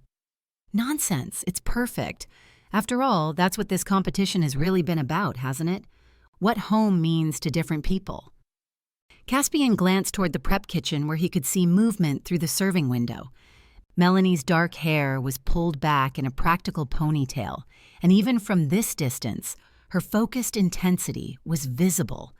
She moved with the efficiency of someone who'd found her element, all nervous energy transformed into purposeful action. "Besides," Mrs. Henderson added, "it's tradition for the alpha to choose the final challenge, something from the heart." From the heart, right, because his heart wasn't already being systematically destroyed by this entire situation. 20 minutes later, he stood at the judge's table wearing a blindfold that blocked out everything except sound and scent. The community center had gone quiet except for the subtle sounds of focused baking, the whisper of flour being sifted, the gentle bubble of something simmering, the rhythmic sound of mixing that spoke of practiced hands and steady nerves. But it was the sense that told the real story. Rosalie's station carried the warm, comforting aroma of brown butter and vanilla, something traditional and expertly executed, professional, safe. From Melanie's station came something more complex, layers of scent that built on each other like a symphony. Cinnamon and cardamom, yes, but underneath that was the bright tang of citrus, the deep richness of chocolate, and something else. Something that made his wolf consciousness pace restlessly, and his human side struggle to keep his breathing steady. It smelled like memory, like lazy Sunday afternoons in Aunt Maggie's kitchen when they were 17, like the first time Melanie had baked for him, like every moment of happiness he'd stored away during the 10 years she'd been gone. She was baking their cake. the cake she'd made for his birthday every year from the time she was 16 until the day she disappeared. The recipe she'd never shared with anyone, that she'd claimed was secret family magic. "Contestants, 30 minutes remaining," Mrs. Henderson announced. The sense intensified.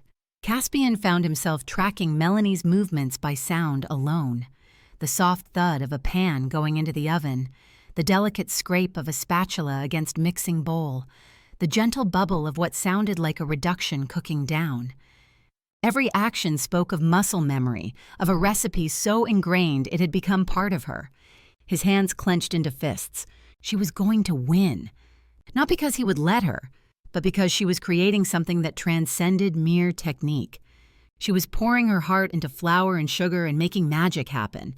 And when she won, she would leave. 15 minutes. The sounds from both stations grew more urgent. Rosalie's movements had the sharp efficiency of someone checking and double-checking every detail. Professional, competent, everything a judge should want. But from Melanie's station came something different, a kind of desperate artistry, as if she was pouring everything she couldn't say into the cake she was creating. The scent of vanilla intensified, but not the expensive Madagascar vanilla she'd brought from New York. This was something deeper, more complex. Local honey, wild vanilla from the meadows outside town. She was using ingredients from home. Time! The sounds of baking stopped abruptly, replaced by the rustle of platters being arranged and the soft footsteps of contestants presenting their work. "Judge Mackenzie," Mrs. Henderson said formally, "your first entry."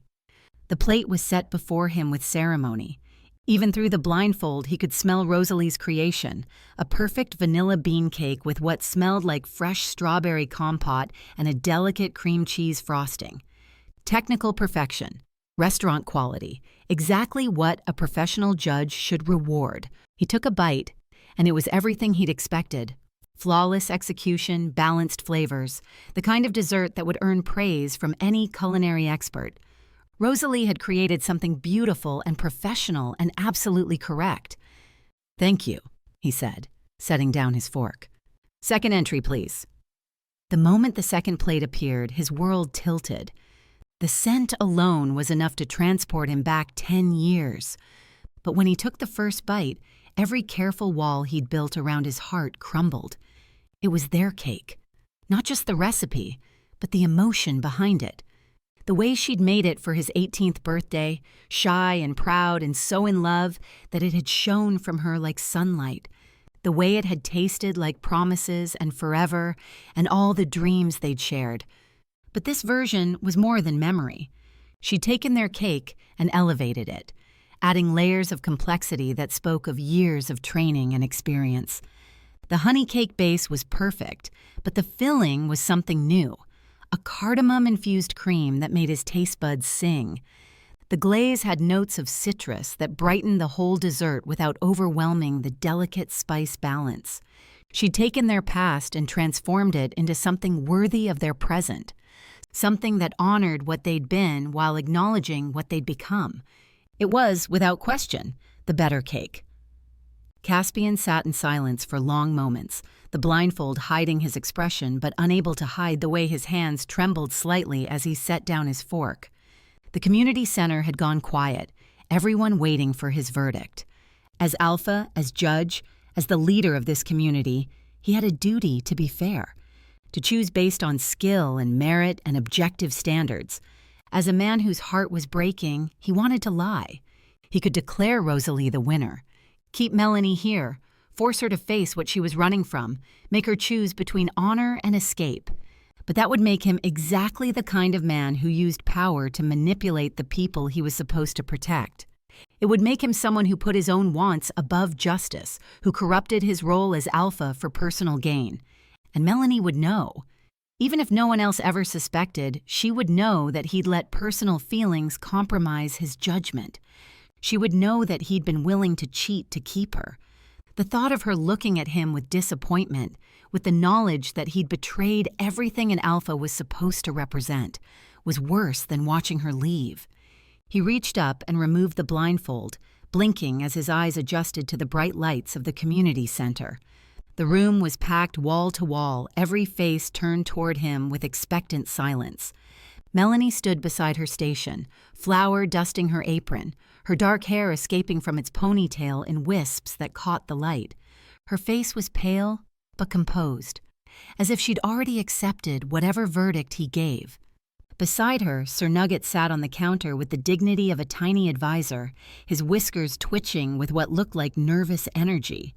Rosalie waited at her own station, hands clasped behind her back, her expression hopeful but gracious, ready to win with dignity or lose with grace.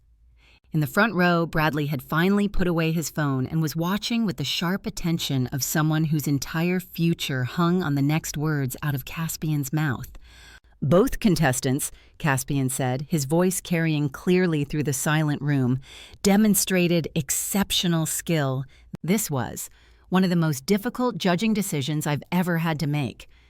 He paused, looking directly at Melanie. Her chin lifted slightly, and he saw something in her eyes that might have been understanding or goodbye. The pendant around his neck, his half of their bond, pulsed warm against his skin. In a moment, he would sever that connection forever. He would honor their agreement and give her the freedom she'd asked for. The winner of this year's Golden Whisk competition. He forced his voice to remain steady, professional, even as he prepared to destroy the most precious thing he'd ever possessed. Is Melanie Ross. The words hung in the air for a heartbeat. Then Caspian closed his eyes and with the authority of his alpha power, spoke the ancient words that would break what should never be broken. By my authority as alpha, by the laws of our kind, I release Melanie Ross from all bonds that tie her to this pack, to this place, and to me. What was marked is now unmarked. What was claimed is now free. Let no supernatural tie bind her against her will. The effect was immediate and devastating. The pendant around his neck went cold as winter stone. The constant awareness of Melanie's emotions, that background hum of connection that had been part of him since they were teenagers, cut off like a severed wire. The scent that was uniquely hers, the one that had always meant home and safety and love, faded from his senses until she was just another person in the room.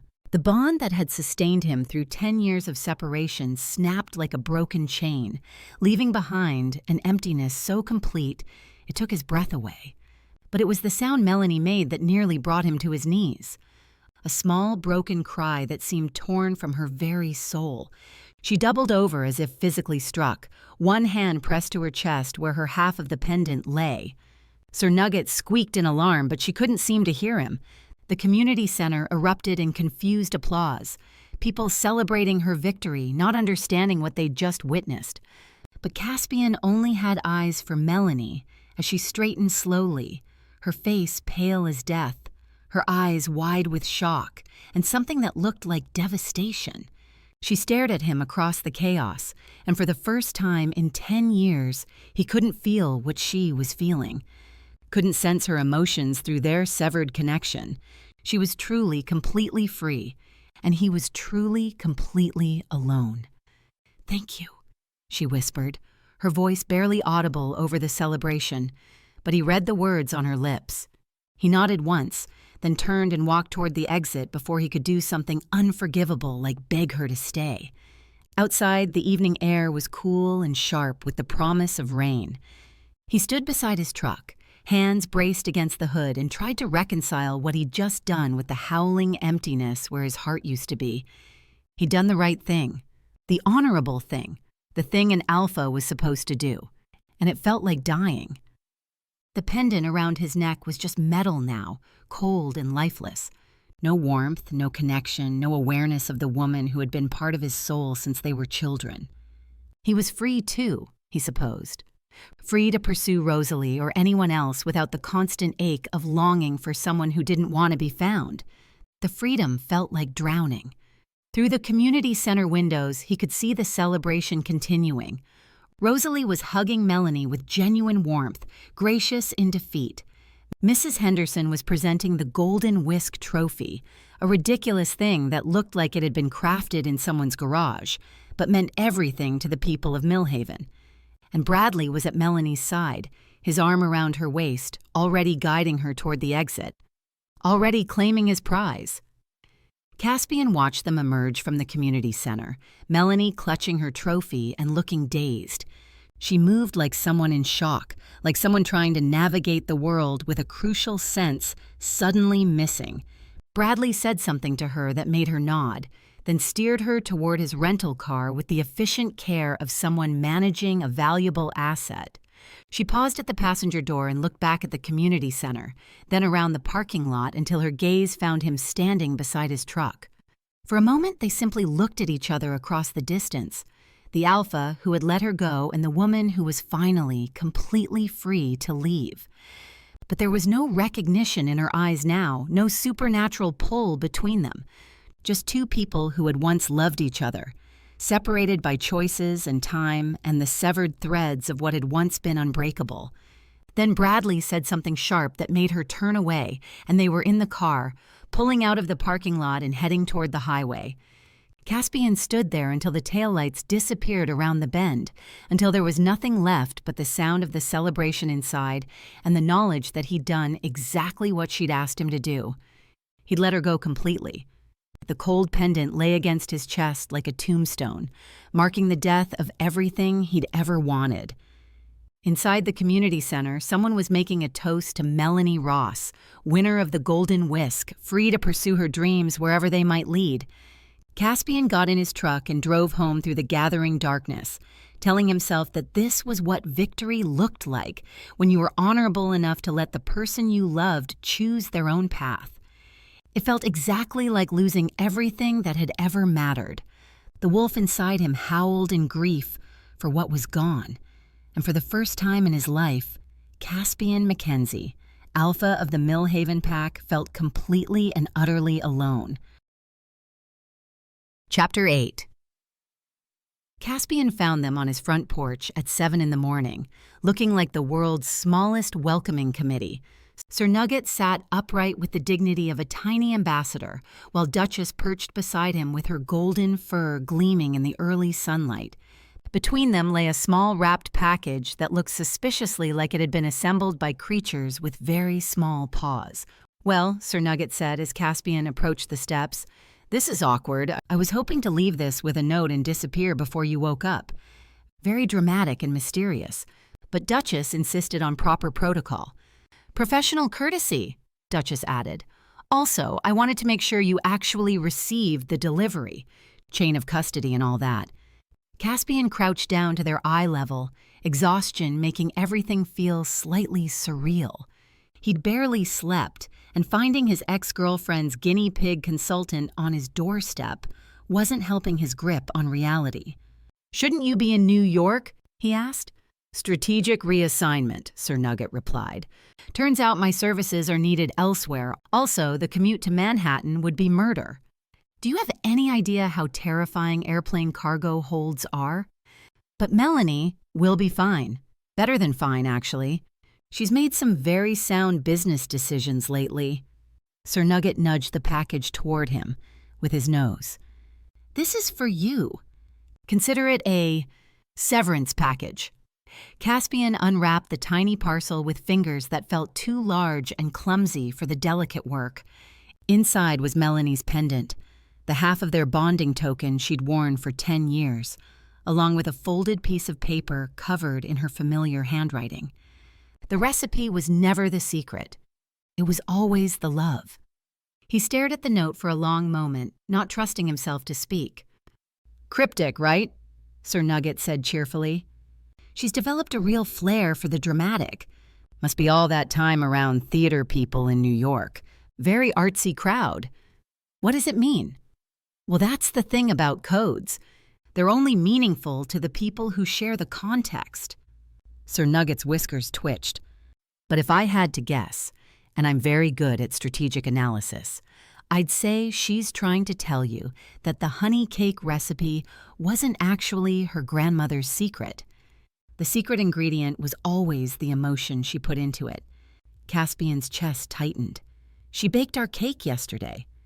"Indeed, very telling from a behavioral psychology standpoint. Also, rather romantic if you're into that sort of thing. Duchess cleared her throat delicately. Perhaps we should mention the other development. What other development? Sir Nugget and Duchess exchanged what could only be described as a meaningful look. Well, Sir Nugget said carefully, there may have been some. Complications with the wedding plans. Complications? Nothing dramatic. Very mature, actually. Turns out both parties involved came to some important realizations about the nature of authentic partnerships versus convenient arrangements. She called off the wedding? They called off the wedding. Mutual decision. Very civilized. Bradley's actually quite pleasant when he's not trying to manage everyone's life choices. Reminds me of myself, frankly. Caspian stood up abruptly, the pendant clutched in his fist. Where is she? Now that, Sir Nugget said with obvious satisfaction, is exactly the question I was hoping you'd ask. The drive to Rosewood Manor felt both endless and instantaneous. Caspian's truck ate up the familiar miles while his mind raced through 1,000 questions and possibilities. Was she really back? Had she come to say goodbye properly? Was this another misunderstanding that would shatter what was left of his heart? But when he turned into the driveway, there she was. Melanie sat on the front porch steps in jeans and a sweater that looked suspiciously like one she'd left behind 10 years ago. Her hair was loose around her shoulders, and she was holding a coffee mug like it was the only thing keeping her anchored to the earth. When she saw his truck, she set the mug down and stood up, her movements careful and deliberate. He parked and sat for a moment, hands gripping the steering wheel, trying to convince himself this wasn't a dream. She waited. Finally, he got out of the truck and walked toward the porch, stopping at the bottom of the steps. Close enough to touch, far enough to run if this went badly.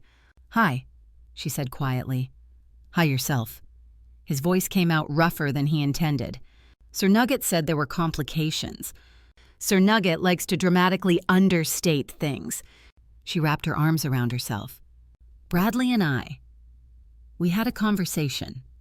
About the fact that we care about each other deeply, but we don't love each other. Not the way.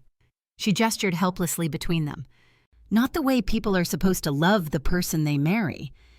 And he was okay with that? He was relieved. She smiled, and there was something different about it. Less careful, more real. Turns out he's been feeling the same way. We make great friends, great business partners, but we don't have what you and I have. What we've always had. Caspian took a step closer. Which is? A bond that apparently broadcasts so loudly even humans can sense it. Bradley said trying to ignore it felt like standing between two magnets and wondering why everything kept pulling in the wrong direction. He said that? He's surprisingly poetic when he's not trying to optimize everyone's quarterly projections. She took a shaky breath. I closed my bakery, Cass. Sold my lease, packed up everything I couldn't live without. It all fit in my car. The words hit him like a physical blow. You left everything. I left a life that looked good on paper but felt like wearing someone else's clothes.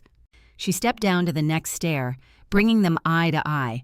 I want to build something real here, with you, if you'll have me. Mel. He reached out and touched her face, hardly believing she was real. She was here. She was choosing this. What about Rosalie? What about her? She's going to be hurt, confused. She's been nothing but kind to you, and now I'm going to help her find what we have. Melanie's smile turned mischievous. I may have mentioned to Sir Nugget that Bradley seemed quite taken with her, and that she seemed equally charmed by him. You're matchmaking. I'm strategically optimizing relationship dynamics. Nugget taught me the terminology. As if summoned by his name, Sir Nugget's voice drifted from inside the house. Phase 1 of Operation Romantic Redistribution is now in effect. They turned to see him perched on the windowsill, Duchess beside him, both guinea pigs apparently conducting some kind of operation involving Melanie's phone. What is he doing? Caspian asked. I gave him access to my social media accounts. He's facilitating introductions. Through the window, they could see Sir Nugget somehow managing to type on the phone screen with his tiny paws, his expression intensely focused.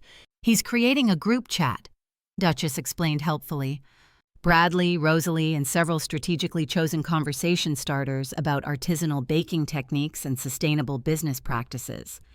"You taught guinea pigs to online date?" "I provided the technology, they provided the strategic expertise." Melanie laughed, and the sound was like sunlight after weeks of rain. Nugget's convinced that if he can orchestrate Flying Fox military campaigns, he can certainly manage some basic romantic logistics. Sir Nugget looked up from the phone with obvious pride. "I've scheduled them for coffee tomorrow at Rosalie's bakery." Very casual. Just two professionals discussing the intersection of traditional techniques and modern market dynamics.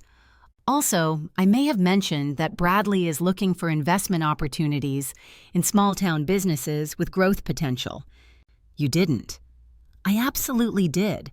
Also, I've taken the liberty of setting up a shared Pinterest board focused on rustic wedding inspiration." Very subtle. Duchess helped with the aesthetic choices. Duchess preened slightly. "I have an excellent eye for color coordination."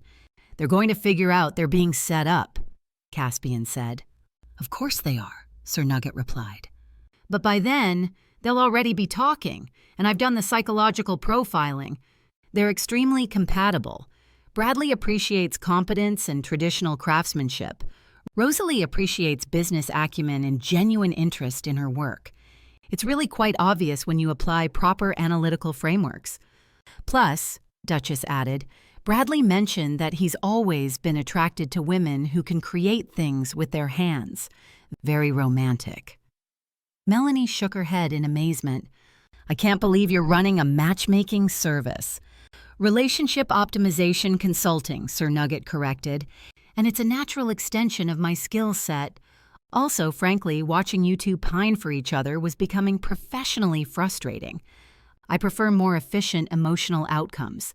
Caspian pulled Melanie closer until they were sharing the same air, the same space, the same heartbeat. "So this is really happening? You're staying?" "I'm staying." She reached up and touched the pendant he'd been carrying in his pocket. "I'm done running from the best thing that ever happened to me. Even though I let you win the competition and break the mark?" "You didn't let me win anything. You judged fairly, even though it was killing you." She stood on her toes and kissed him softly. "That's when I knew for certain that I was making the right choice." "Because I'm so honorable?" he asked against her lips. "Because you loved me enough to let me go." The kiss that followed tasted like coming home, like second chances, like all the time they'd lost and all the time they had ahead of them.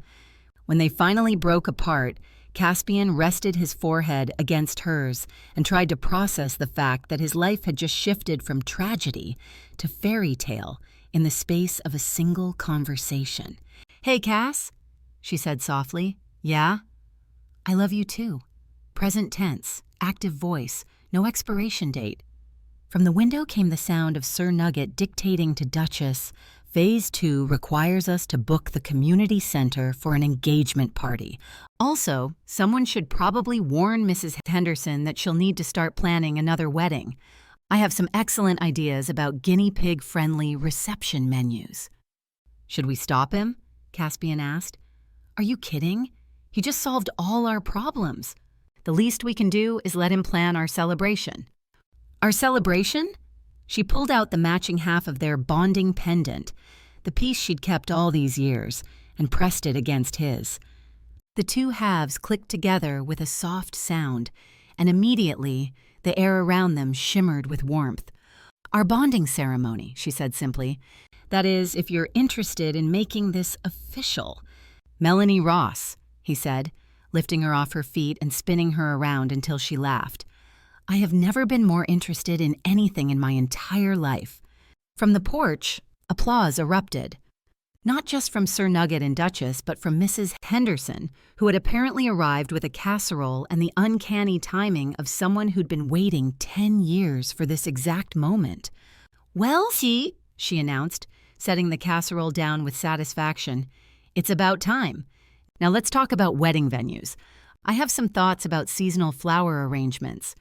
As their impromptu celebration began to take shape, with neighbors appearing as if summoned by small-town telepathy and Sir Nugget holding court from his position as self-appointed director of romantic operations, Caspian pulled Melanie close and marveled at how completely his world had changed in the space of a single morning. She was home. They were home.